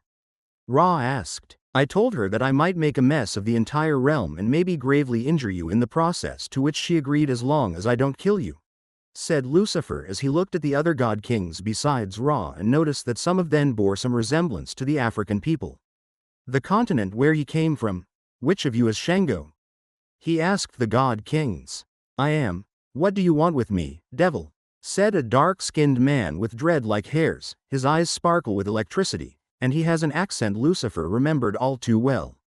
When Lucifer heard him, he smiled widely even more. "Just take your people and leave. I will forget you ever joined sides with Ra to kill me. What do you say?" said Lucifer, offering an olive branch to the African god. "I will not do such a thing. I don't know who you think you are, but I highly doubt you can take all of us together," said Shango as electricity danced around his body ready to strike. Lucifer shook his hand, knowing fully well the bastard would refuse his offer. "If it were back then, I would have never said this, but I can. You are all nothing but ants, group of ants, and I will show you what it means for an ant to talk to a dragon," said Lucifer as his eyes glowed to a terrifying red color. Horns protruded from his forehead. "You all call me but do you know why I am called so?" said Lucifer after he completed his transformation into the devil. He grew claws, red scales appeared on his body and can only been seen through the visible spots. He grew a tail, and scaly draconic wings appeared on his back, his slitted just like a snake. "Damn, I don't like this look, it makes me look like an ugly monster, don't you think so, Khonsu?" Khonsu, who was hiding among the other gods watching the event unfurling, shivered when he heard his name. He immediately came out of his hiding spot and smiled at the other gods. "I have to say, it suits your devil persona," he said as he stood beside Lucifer. Ra was surprised to see that the troublemaker was in cohort with the enemy. As if knowing what Ra was thinking, Khosnu immediately shook his head and waved his hands at Ra. "It is not what you were thinking. I just met him today and I kind of like him. Besides, I am trying to survive here. You are the one going against someone who you should have befriended," said Khosnu as if he was not doing anything wrong. "Enough with all this talks. I have 3 women waiting for me at home and I don't want to keep them waiting, so let's deal with this small fries first before going for the big bosses," said Lucifer as he looked at the armies surrounding him as his eyes glowed brightly. The soldiers fell one by one until all of them were all down and showed no sign of life before Lucifer looked at the god kings. Now where were we? Chapter 68, Getting Rid of the God Kings. Now, where were we? Lucifer said as he stared at the god kings. Ra and the others moved had a very unsettling expression on their face. They never knew he was this powerful. They thought that he was just a little stronger than them, primal and god kings. But never did they imagine he could wipe out entire armies with only a snap of his fingers. All of that changed their perspective of him. Even Shango was thinking of taking his deal. As if knowing what Shango was thinking, Lucifer shook his head. "There's no way I am going to let you go now. You had your time to choose but you didn't use it well. So you just have to face the consequence of your decision," said Lucifer as he took a step forward, making all the god kings shake in fear. "You don't want to do this. My father is a primal god. I promise I can broker a deal with him for you. Just let me go," said Shango, already regretting his decision to stay. "Who? A Legimare? That guy? Have you gone blind? Can't you see the primal gods besides you? They don't faze me, neither will your father, so get off your high horse, your privileges has expired," said Lucifer as he took another step. While this was going on Amiel was wreaking havoc all over Kemet, making all of the gods of Kemet who did not manage to go to the wedding face her. "Who are you?" said a man with the face of a dog. "You are a talking dog, great. Where is your master?" "I don't want him to miss it when I butcher you," said Amiel, who smirked at the god before her. Veins appeared on the god's head. He was angered by the way she addressed him, calling him a dog and him having a master. How can she say that about him? He is the great Set, the one and only the of the deserts and storms, and he was being called a mere dog? "You," said Set as he pointed his scepter named after himself at Amiel. "I will make sure you suffer an excruciating death," he said as he launched himself at her. Amiel only heard one word for people like him: fools, rushing into battle just because you were provoked. She wondered how long he was going to last with that attitude of his. She dodged his attack by moving out of the way. Set didn't waste any time after he missed the first time. He immediately turned around to deliver another blow, but still the same result. "Who even trained you? You are so pathetic. Comparing you to a trash is even an insult to trashes out there like your father," said Amiel, provoking Set even more, making him lose his rationality and attacking her like a madman and a dog in heat mixed together. "I will kill you," Set shouted at the top of his lungs as it traveled through the entire area and even covering the entire Kemet realm. Amiel smiled, seeing as the bastard has entered a berserk mode. "That's how a dig should be, not human-like. Now all that's left is to tame you or get rid of you, whichever one you want," said Amiel as she stopped dodging and deflecting his attacks. "So which one?" "Central domain. I will kill you." The voice of Set traveled to the ears of his father Ra, who looked at the direction where his son's voice was coming from. He looked at Lucifer, waiting for an explanation. "I thought you were gathering an army to go to war with me. So when coming here, I decided to bring my own army. I don't want to walk into enemy territory unprepared," said Lucifer as he took another step. Ra could not control his anger anymore, and he gave up all of his reasoning and attacked Lucifer.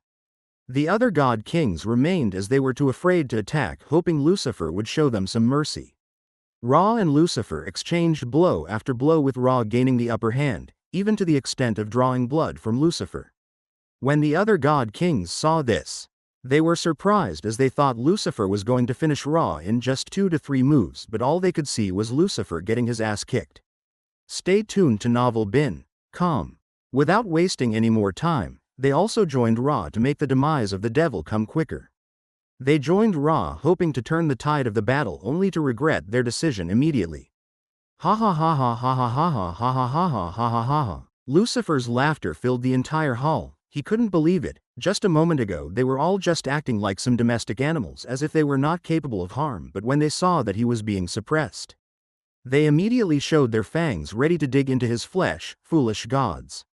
You lots are so done for," said Ptah as he immediately appeared behind Ptah and grabbed his neck. "Last time you escaped from me because I didn't know better, but now, I will make sure to kill you and destroy any safe mechanism you have," Lucifer said as he burned Ptah with hellfire after taking his divinity of creation. "This is going to come in handy in the nearest future." Lucifer went for the next god king, reaping their lives and taking away their divinity until he was left with only Ra. Shango with a few other gods not worth mentioning. "Ra, you are a lucky bastard. Sometimes I wonder, why did you end up becoming her father, or why did she even have a sentimental attach towards? I mean, you wanted her to get married even after she told you she was in love with another man. When she told you that she was going to marry the one you want but just don't attack the one she loves, you agreed only to make your plans behind her back. Now that's not very fatherly, is it?" said Lucifer as he made Ra knee on the ground. "If it were up to me, I would have just killed you and be done with, but she says to spare you even if she can't stand to see your face, to which I oblige. So I will be taking this," Lucifer continued as he stripped him of divinity, making Ra powerless with only a few perks of being a primal god. "And as for you," Chapter 69, Kemet in Ruins. "And as for you," Lucifer turned to Shango. "I gave you a way out, but you refused, saying something about you lots taking me together. Now what has that gotten you?" Lucifer said as he appeared in front of Shango. "Your demise. But since I am feeling generous today, I will let you leave if you do something for me." Seeing a ray of hope coming his way, Shango did not hesitate and nodded his head. "I will do whatever you say, just tell me anything, I will do it," he said as he was too afraid to die. "Aren't you too hasten?" You haven't even heard my proposal and yet you have agreed to it. Well, I won't blame you," said Lucifer, who grinned as he took the spear of Ra and passed it to Shango. "So I want you to use this weapon to kill the rest of your allies. And you can get your freedom. What do you say? Are you going to kill the people you consider friends or let my friend here do it and take your life in the process? Your choice." Lucifer called Khonsu to come stand beside him while they wait for Shango to make his decision.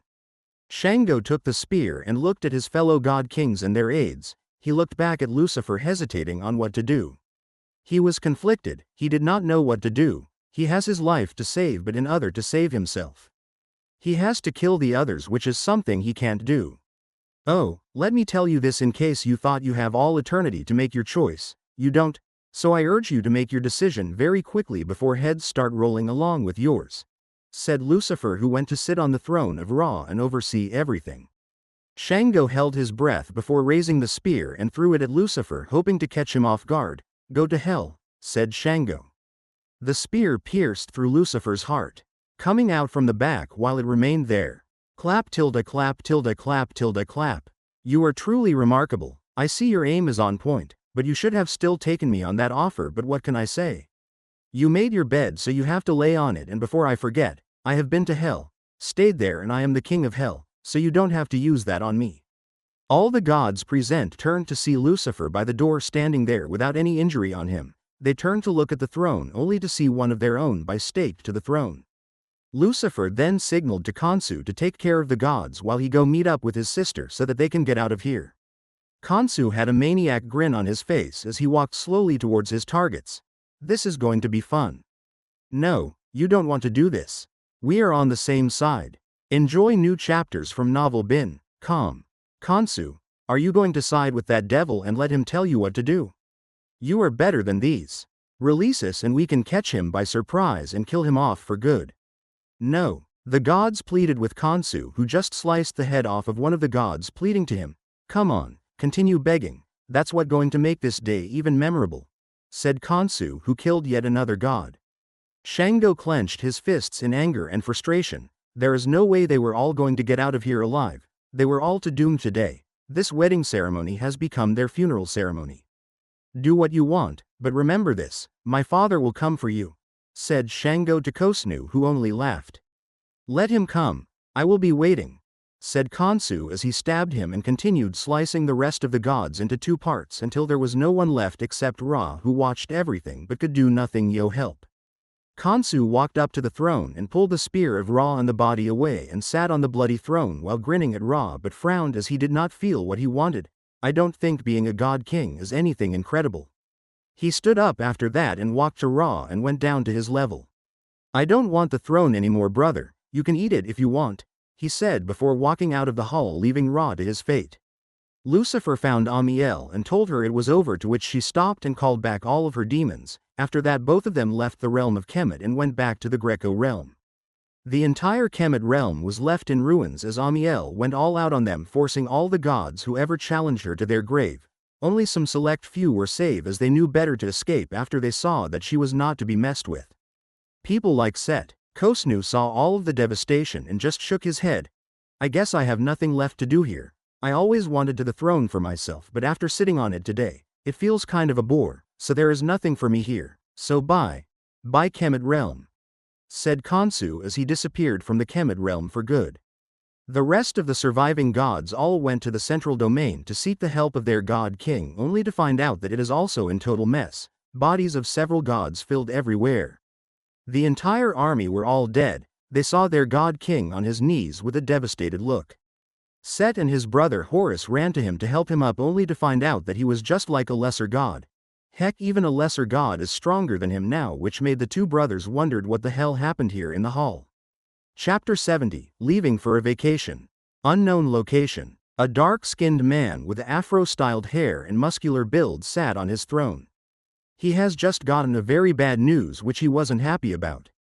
He just found out that his son died when he went to the realm of Kemet for the wedding ceremony of the daughter of the god king, and also work out their next strategy on how to deal with the devil, but everything went haywire when the devil made his appearance in the ceremony. He was offered a choice to kill the other god kings and then his life would have been spared, but he refused, or so I heard, said the messenger to the man on the throne. He is a legimare, primal god of the allotted domain of the Alkebulan realm. There are many gods who resides in the Alkebulan realm, thus different primal gods, so they created separate domains for their people. A legimare is the father of Shango, the primal god of the allotted domain and former god king before he passed the title over to his son, Shango, few years back. Now his son is dead, and all of these is because of that devil person, but he could not do anything to get his revenge after hearing what happened. He could only mourn his son and continue with his life. He should have just killed off those brats, at least he would have come alive and none of these would have happened in the first place, said a legimare before he looked at the messenger. Prepare for his funeral and warn anyone who ever wished to enact vengeance to give up. We can't have any more of us dying at his hands. The messenger left to carry out the tasks he was assigned. Ra, you bastard, look at what you have done. If I have to take revenge for the death of my son, it is you who would bear the wrath of my anger. A legimare said before he closed his eyes and sighed as any time he thinks about what happened. The same thing happened everywhere in the entire realms of the cosmos. Those who joined the alliance mourned for the loss of their god kings. Those who were fortunate enough to not attend the wedding ceremony were glad that they got to survive, and the ones who refused to join Ra and the rest of his suicide squads were thankful as they didn't suffer any loss. Now all around the cosmos, there is only one name that scares the living crap out of everybody, and that is the mention of the word, devil. It has become an unspoken rule to never offend the devil or be prepared to face his retribution. The alliance formed to kill Lucifer disbanded the moment they found out what he did to Kemet realm and turned over a new leaf. They sent lots of gifts to the Devil's Peak in the Pangu realm and hoped that it will calm him down not to attack them. Experience more content on novel bin.com. What they didn't know was that, the moment they formed that alliance was the day they marked their death sentence, because even if Lucifer did not make any move, his siblings would, like Amiel, who was already on her way to lay waste of one of the realms, who plotted against her brother. Pangu realm, Emperor's palace. Nuwa stood facing Shangdi, the Emperor of Pangu realm, face to face. I know about what you have been planning for several years now, and I am here to tell you to put an end to it and leave your life. You are about to become a father very soon, and you focusing all of your energy into looking for ways to defeat Lucifer would only put you and the entire realms in danger.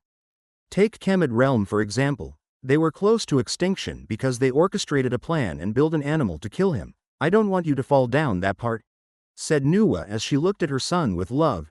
Don't let your son lose his father just as you lost yours. Be the better man and bury the hatchet. With that, Nuwa left the palace to take care of the pregnant Bixia. She only came here to warn her son after finding out what happened to the Kemet realm, and she hopes her son listened to her words. Shangdi just sat on his throne and sighed, before looking at the papers in his hands. Well, I guess I won't be needing this anymore, he said as he set it on fire. Yang 10. Go call the council members, let's deal with those demons in our realm, Shangdi said to one of his personal guards after taking a deep thought to what his mother said and decided to let bygones be bygones and deal with the immediate threat in his realm. The guard bowed and immediately left. Greco realm. Are you all ready? We don't want to be late, said Amaterasu, who was waiting for Bast and Aphrodite to come out so that they can all go in their vacation. She has already heard about a festival that is going to take place later in the day, and the earlier they get there the better. Lucifer was there with her, also waiting for his two wives with their ride, a dragon. He got the dragon from the Pangu realm after he sent Tainkong to get a ride for him, and she brought this dragon, who was actually the first dragon to be born with the creation of the realm. It was actually Nuwa's, but when she heard Lucifer was looking for a ride, she offered the dragon to him as a peace offering. Lucifer chuckled when he first saw it, but he was actually pleased with the gift that he told Tainkong to give the Pangu royalty all of his gifts and presents he got from those bootlickers, as he has no use for them. Here we are. You should really take a look at your face, it might need a little makeup, said Aphrodite to Amaterasu after she came out with Bast. Whatever, let's go, we have a festival to attend, said Amaterasu as she got on the dragon. Wait, can I come also? Chapter 71. Koguryo realm. Wait, can I also join you? They all turned to see Hestia running towards them. I would like to join you on your vacation. I have been cooped up here for all my life and I want to take a little break, said Hestia as she finally reached them. Lucifer looked at her, unsure of what her true reason for coming with them. He just brushed it aside when he heard Aphrodite told her to hop in. Together they all left the Greco realm for a blissful vacation. Koguryo realm. In a certain location of the Koguryo realm, there gathered a crowd of people running up and down trying to put things in order. They are preparing for the Festival of Awakening, a day where their god king opened his eyes after being so close to death. They all thought that they would lose their god king, Sangja, that day, but it so happened that he managed to survive. He was brutally injured when he wanted to make peace with the realm of Greco during the reign of Oranos, but instead got betrayed by one of his who wanted to prolong the battle so that he can have the chance to become the god king after he dies. But unfortunately for him and fortunately for Sangja, he failed and was thrown into the prison to pay for his penance. So after that day, the natives of Koguryo realm has named the day Sangja woke up as the Day of Awakening, thus making it something worth celebrating. Sangja was in his palace overseeing all of these preparation when he felt an aura of a very powerful being. Explore more at novel.com. He immediately told each and every one of his gods to watch out for that person and not do anything to provoke or annoy that said person. He quickly went out and looked from his balcony at the direction where he felt that aura. Who he saw made him sweat, but he calmed himself and flew towards the man who was surprisingly smiling as he ate from every stall he passes. I can see you like our ways. A few minutes ago, Lucifer and the girls just recently arrived in Koguryo realm, and what they saw left them in awe. The girls immediately left to explore and also save a spot for them while Lucifer took the dragon to a stead meant for them. After that, he left the stead and walked around. What he saw made him smile. He now know where the people of modern Korea got their love for noodles, soju, chicken and the other meats. He could see how happy they were and missed the good old days back when he was still a human in his previous life. He decided to try their food one by one, and to say he was pleased would be had understatement. I can see you like our ways. Lucifer turned around to see an old man with white hairs all over. He looks like those old sages in novels he read whenever he was bored. And you are supposed to be? Lucifer asked the old man as he continued eating a very hot pork meat he just bought. Sangja smiled at the way Lucifer acted. Truth be told, if he didn't know better, he would not have believed that the man standing besides him is the famous devil everyone has been talking about, the cosmos. He is very approachable. I am Sangja, the primal god and current god king of the Koguryo realm. I have heard a lot about you and you don't live up to your reputation. Is as if all those stories about are fabricated, said Sangja as he also joined Lucifer. Aren't too old to still be the god king? Except you are like those old fogies who refuse to give up the throne because of greed, which I highly doubt you have, said Lucifer as he couldn't sense any trace of greed from the man before him. It is as if he did not have any regards towards the throne, and he seems tired also and just wanted to rest. My people refused to let me rest, saying I am a better god king. Even my son seems to agree with them, and no matter what I say or do, I will forever remain their god king, said Sangja. Lucifer shook his head and moves to another stall where they served noodles, ordered 2 plates, one for himself and the other for himself also. He has no intention of giving Sangja anything. Sangja smiled at this and ordered one for himself. So what brings you here? I doubt you came for sightseeing, said Sangja. That's what I am here for actually. You can say, the devil is on vacation with his lovely wives, which is true, and since I met you, how about you be our tour guide? Lucifer asked as he grinned at Sangja and wanted to see his reaction. If that's really why you are here, then I will gladly be your tour guide, said Sangja. Lucifer's brows furrowed together as he didn't get the reaction he was hoping for. He thought Sangja would refuse and get angry at him for suggesting for him, a god king and a primal god at that, to be his tour guide, but he got an entirely different reaction. Interesting. I will be keeping my eyes on you, said Lucifer, who laughed at how his stay here has gotten much more fun. Sangja also joined him to laugh, drawing attention towards them, but all they could see was 2 men having the best day of their lives.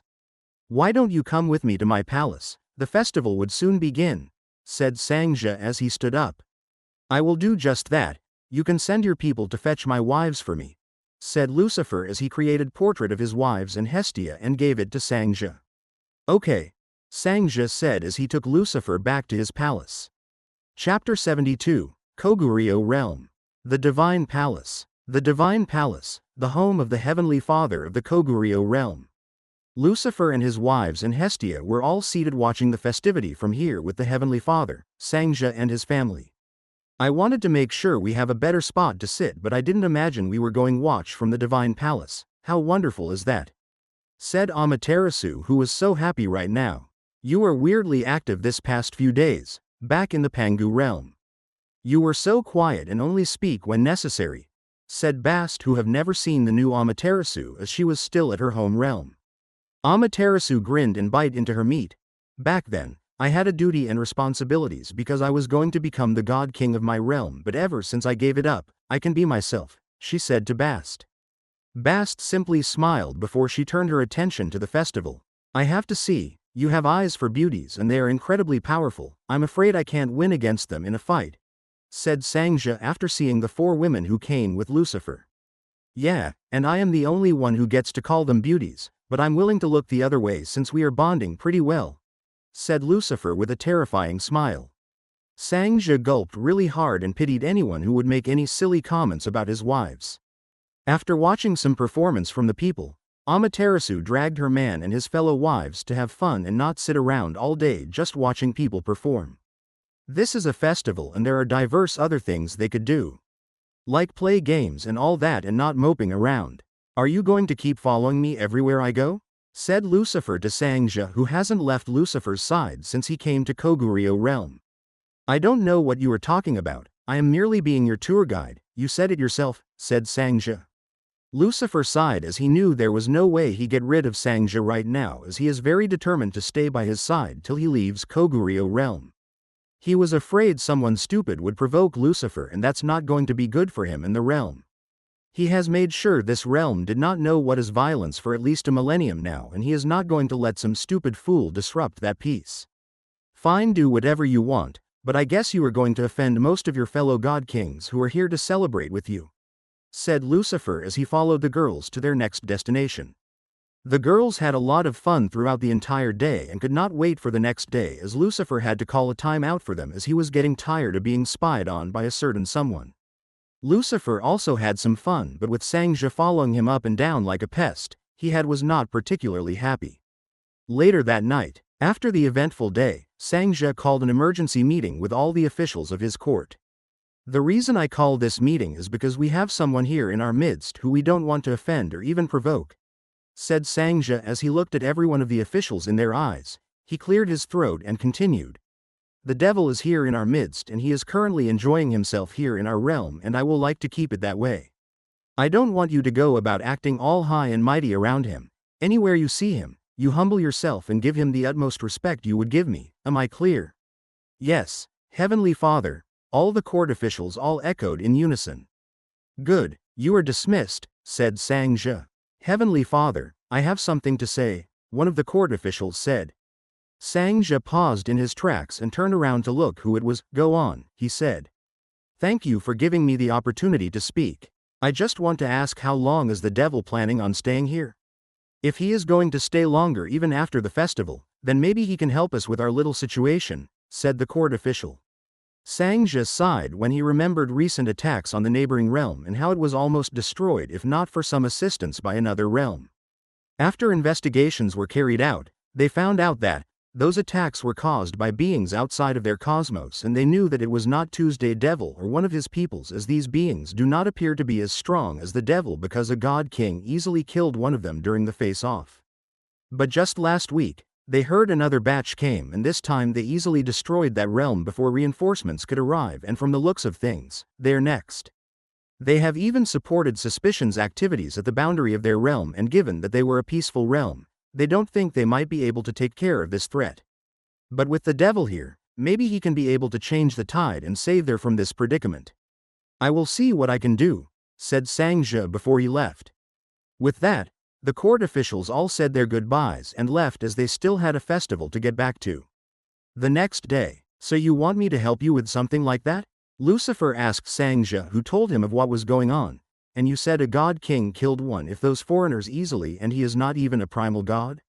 Yes, I wouldn't have asked you to help, but I don't think I can handle them only, and due to the nature of my realm, we lack the military power to defend ourselves, said Sangja. You better start improving your military power after you survive this crisis, said Lucifer. He was going to help them not because he wants to be a hero, no, it is because he is intrigued by what kind of people they were, because he has no idea that his father has started his creation work for there to be some other beings other than the gods. BOOMMM. Chapter 73, Angry Lucifer. Boom.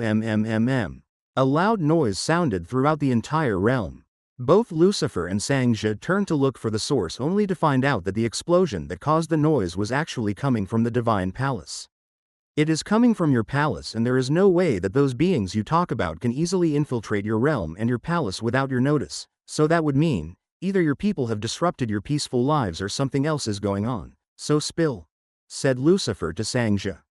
Underneath that palace is a personal prison I created for the one who betrayed me millenniums ago, and I am afraid he has escaped, said Sangja.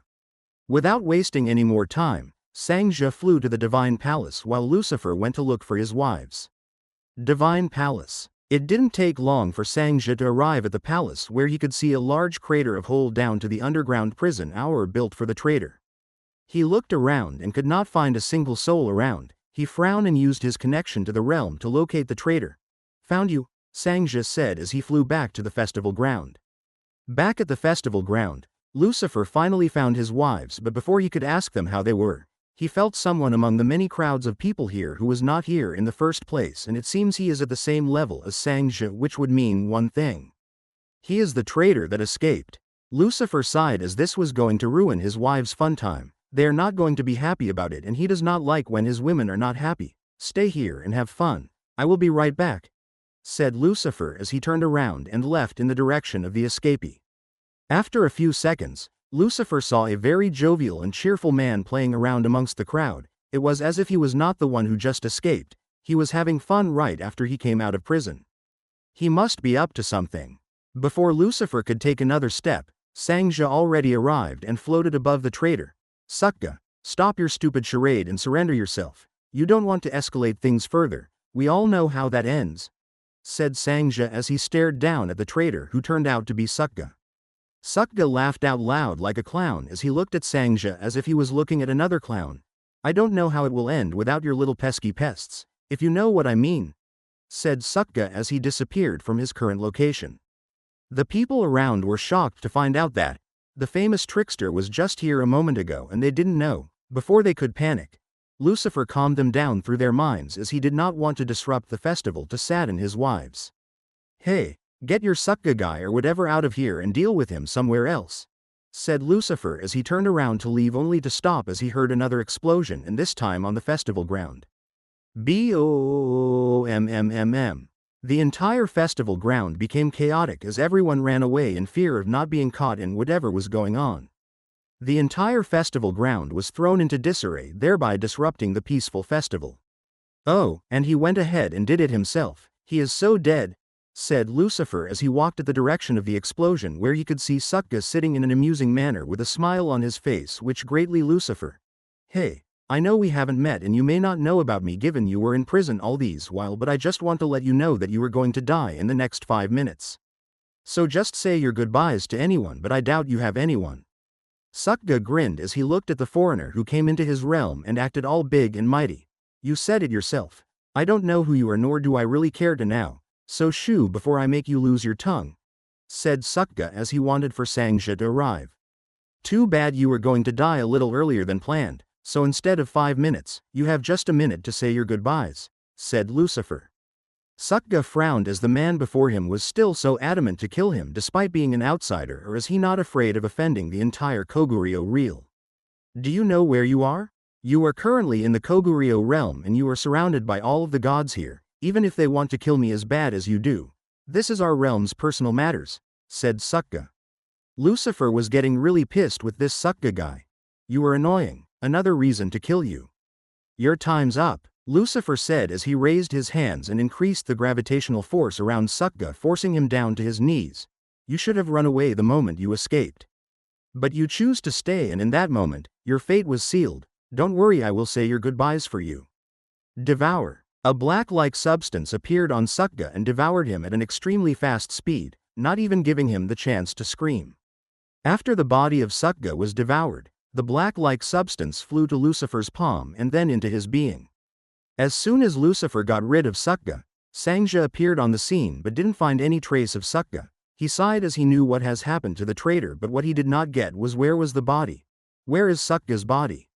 He asked the one person that can provide him with the answer. Devoured, he wasn't even that delicious. If you don't mind, I have to get back to my wives, said Lucifer as he flew out of there. Chapter 74, Meeting. A few weeks passed since the escape of Sukka and his early demise after that. Lucifer and his wives still stayed back as their vacation was just getting started. They explored the entire Sukka realm within just 2 weeks without rest or break, they were that determined.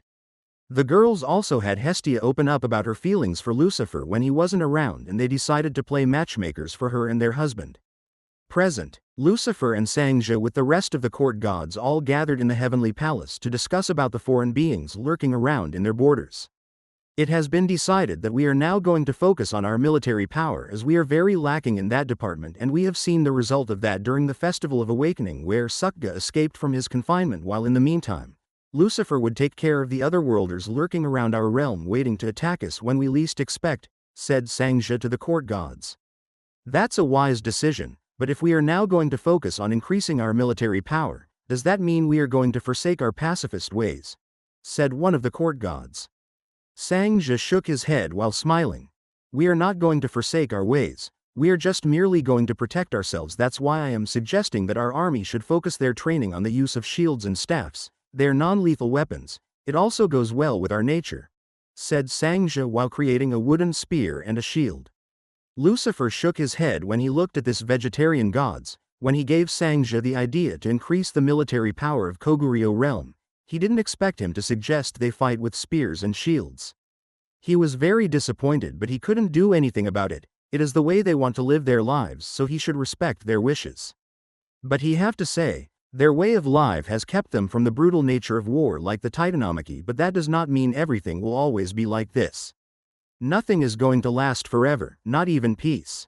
So he decided to help the Koguryo realm train some of their war gods to become better fighters, terrors in the battlefield, so that they can better protect themselves in time of need, because being a pacifist ain't going to cut it for them in the grand scheme of things. I have a proposal for you so-called pacifists. Why don't you let me train your gods of war and turn them into a force to be reckoned with?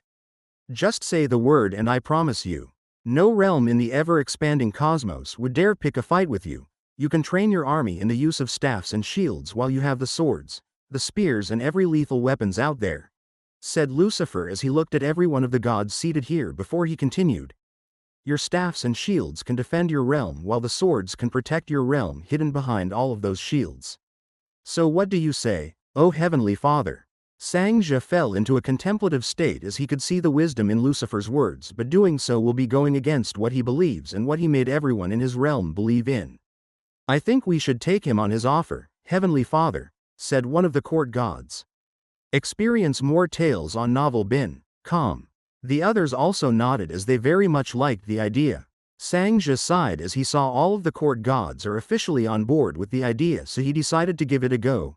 Okay, you can train the gods of war. They're getting rusty during the years also, they can stretch their muscles with you, said Sangja as every god of war or those that have relation to wars were happy. You bet your ass they will, said Lucifer, earning him a lot of stares from Sangja and the court gods. Oh, come on, can't I use this word also? No you can't, said Sangja. Fine, you all can go FVCK yourselves, then, said Lucifer. Ever since Lucifer stayed in the heavenly palace, Sangja has prohibited him from saying certain words as it was not welcome here, but Lucifer being Lucifer didn't listen and do as he pleases, and this time he spoke it frequently just so he could piss Sangja off.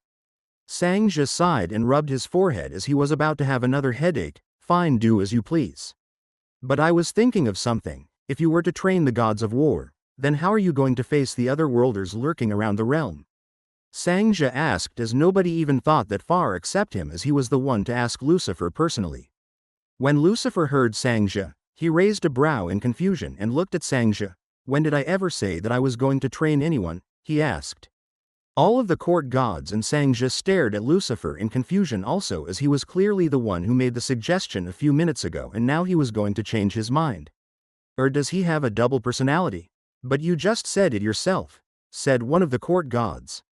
Oh, that, sorry, my bad. When I said about training you, I didn't mean me per se. Come on, I am the devil. It will be degrading of my status if I were the one to train them, said Lucifer as he grinned at the gods who were just looking at him with death glares, but that's all they could do.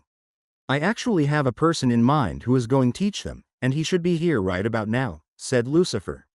As soon as Lucifer said those words, the door to the hall opened and in came a red-haired muscular man, carrying a huge sword behind his back. Hello, brother, nice of you to join us. Chapter 75, Sadinel arrives in Koguryo realm. Few minutes ago, Sadinel and Susanoo were on their way to the palace of the Shinto god king after being summoned 100 years ago when Amaterasu decided to give up her claim to the throne for something they were not allowed to know. When they both got to the palace, they made their way towards the main hall where Izanagi and his wife, Izanami, must be waiting for them. The moment Sadinel opened the door and took a step into the hall, he was immediately transported to a whole entire realm. Present time. Hello, brother, nice of you to join us, said Lucifer to Sadinel, who was confused as to where he was but knew it was the handwork of the devil the moment he heard his voice. Lucifer, said Sadinel as he looked at the ever-smiling Lucifer, which was annoying to him every much. Where am I? He asked. Enjoy new adventures from novel bin, com. Well, you are currently in his realm. I just summoned you here, said Lucifer as he pointed at Sangja before he stood up and walked to his brother while still having his smile. Well, I brought you here so that you can give these realms' gods of war some training. The one Michael taught you personally, train them that way. Sadinel widened his eyes when he heard what Lucifer said. He was talking about the special training Michael taught him, a training that could even turn a toddler into a fierce warrior. What was he planning? But he will have to disappoint him on this one. I can't do that, and that's not because I don't want to, and you know I won't, but because the moment we were cast down to heal, Michael stripped everything I know about his special training from me. I can only use some few moves, but that's that. I can't do anything other than that, said Sadinel. Lucifer looked at him carefully, looking for any form of deceit from him, but he found none. That bastard, always one step ahead, said Lucifer as he frowned after hearing that. Okay. Then, since you can't train them that way, you should just train then your way then. After all, you are my Michael here, Lucifer said before going back to his seat. And why should I do as you say? I don't have any obligation to teach this brats, and besides I have better things to do to waste my time here, said Sadinel as he turned around to leave. Like building an army using your little protege, Susanoo? Sadinel stopped in his tracks when he heard what Lucifer said. Oh yes, I do know about the little stunt you have been planning along, but it isn't worth my time. You are beneath me and you will be. Now train the brats while I'm being nice, said Lucifer as he appeared in front of his brother with glaring red eyes. Sadinel looked back at Lucifer, creating tension in the air to the extent it even made the gods uncomfortable. Fine, you win. I will do as you say, said Sadinel as he knew he can never win against Lucifer no matter how hard he tries. So our finally took the advice of that greedy bastard, Moronwell, as he gave up every plan he has of rebelling against Lucifer since he was already outed. Lucifer smiled and patted Sadinel on the shoulder. Good. This is how you should act. Always listen to my word and we will all be good, said Lucifer as he turned to Sangja and the rest of the court gods. This is my brother. He is going to be your new commander for the meantime. Do well not to offend him. He is easily prone to anger, but he is the best at what he does, Lucifer said as he went back to take his seat. So who are the brats that I am going to train, and don't tell me it is all of them here, said Sadinel as he looked at the court gods. The court gods frowned anytime they hear him call them brats. They are great-grandparents, for crying out loud, and looking at Sadinel he seems way younger than them to be calling them brats, but they could only lament in their mind. So the devil has a brother. I never knew, and I thought you only have underlings, said Sangja, who immediately regretted what he said as he felt an insurmountable aura pressed onto him, making him sweat profusely. Stop it, Sadinel, said Lucifer as he could see the state of Sangja. Sadinel stopped releasing his aura onto Sangja as he turned around. The brats who I am going to train should follow me and show me the training ground in the process, and while we are at it, you should find someone who can reinforce the training ground because I am about to bring hell to you, he said. Immediately he said that, the gods of war stood up and followed him and showed him the way to their training domain, which has been closed down for millennium now. You heard him. Get someone to starting reinforcing your training ground, said Lucifer to Sangja as he smiled. Actually, there is no need for that. We don't have a training ground here, said Sangja while making an awkward laugh. Lucifer's eyes widened as he stood up. What did you mean by you don't have a training ground, and you did not say anything and even allowed your gods of war to go with him? Do you know their fate when he finds out that there is no training ground and nobody told him? He said, pitying those gods. Sangja laughed out loud that it made the remaining court gods laugh also. You did not let me finish. When I said we don't have a training ground, I did not mean we don't have a place to train. We do, and it is more of a domain than a ground, said Sangja. Lucifer sighed and shook his head. You have a training domain and yet you are all a pacifist. You all are a bunch of fools. Lucifer said as the other gods all laughed. Chapter 76, Brutal Training. You guys go ahead without me. I have to take care of some few things here before coming back, said Lucifer to his wives and Hestia.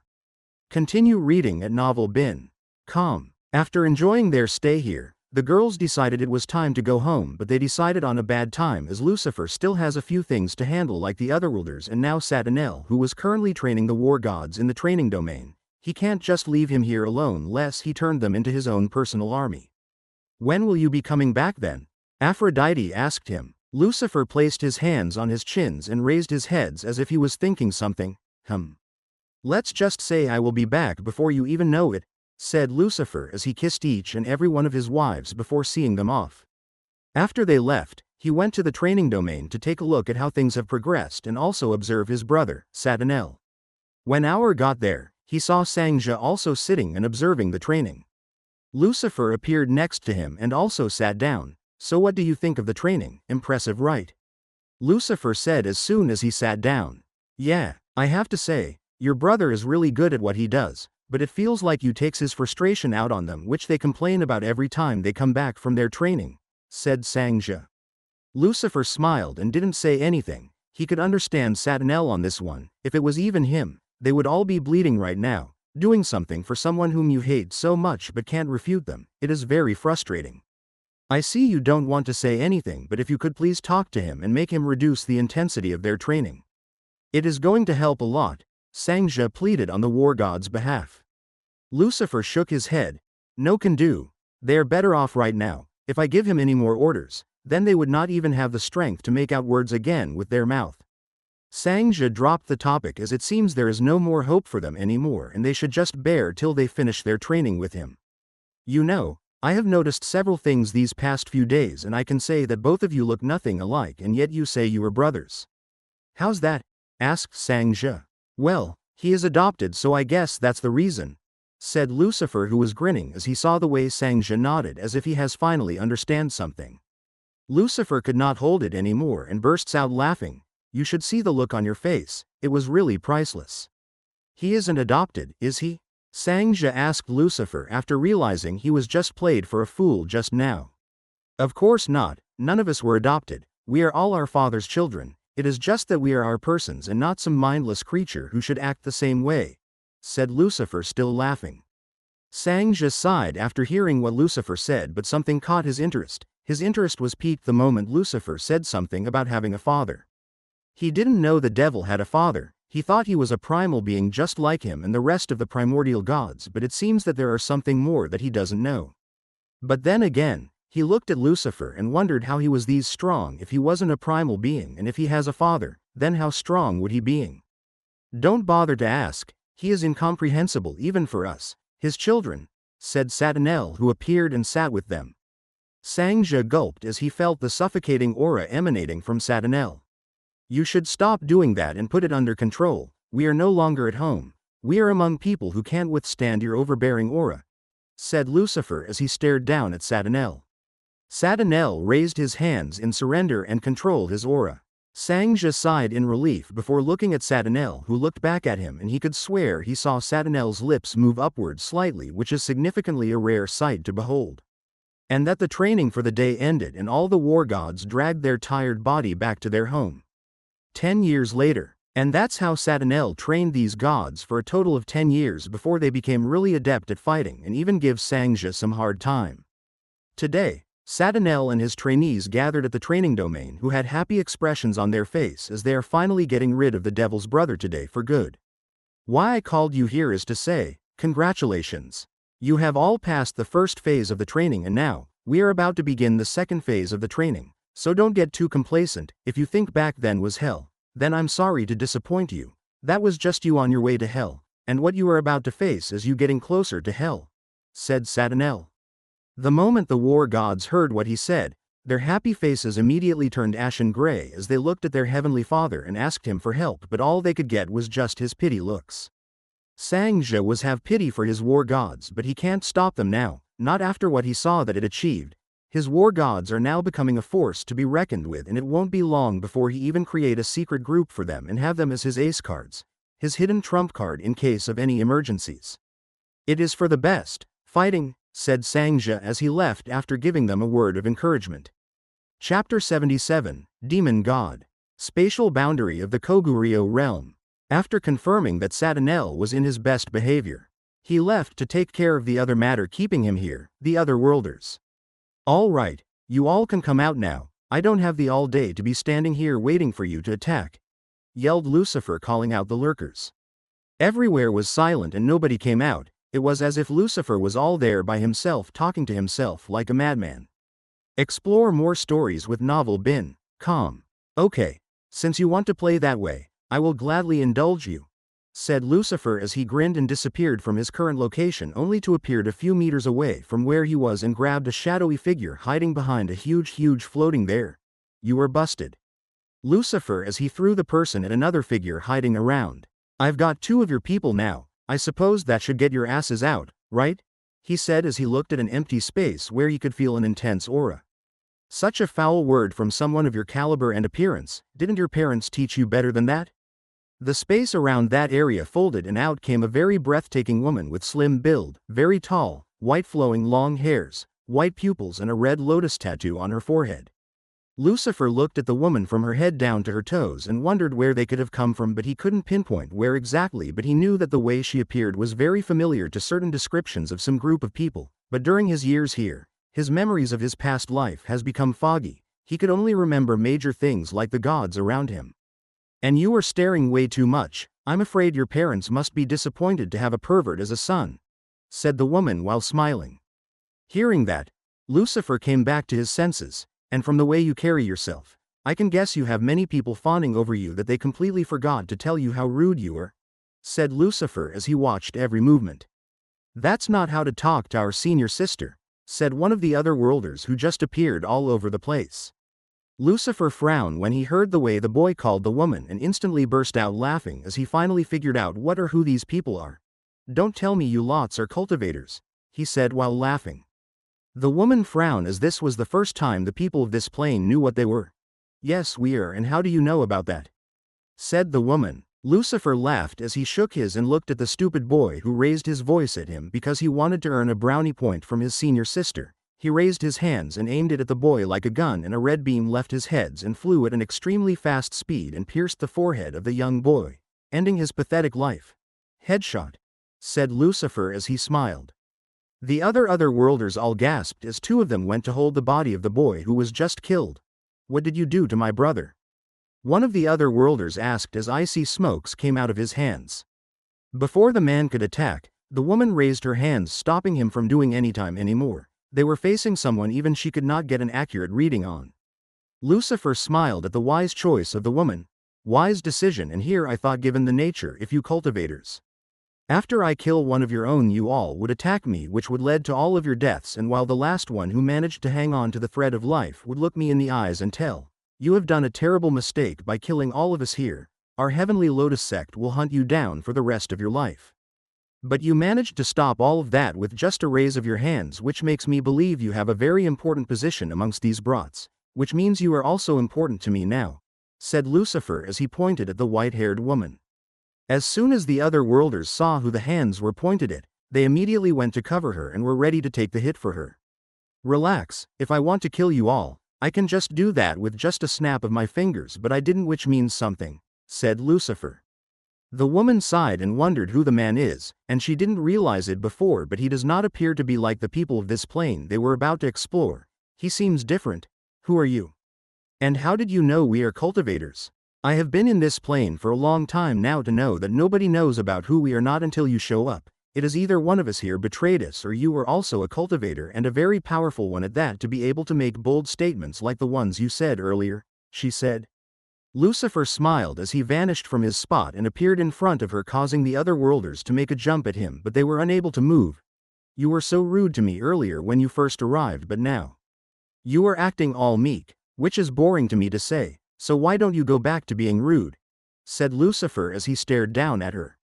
"And what, do that you can have a good cause to kill me," said the woman as she also looked at Lucifer without blinking. "Now this is what I am talking about, that look, that tone. This is the real you, and you should not change it just because someone is stronger than you. It just makes the person look down on you even less. Well, that's people like me, not some perverted bastards," said Lucifer as he walked around the woman. "And as for your question about who I am, you can call me the demon god.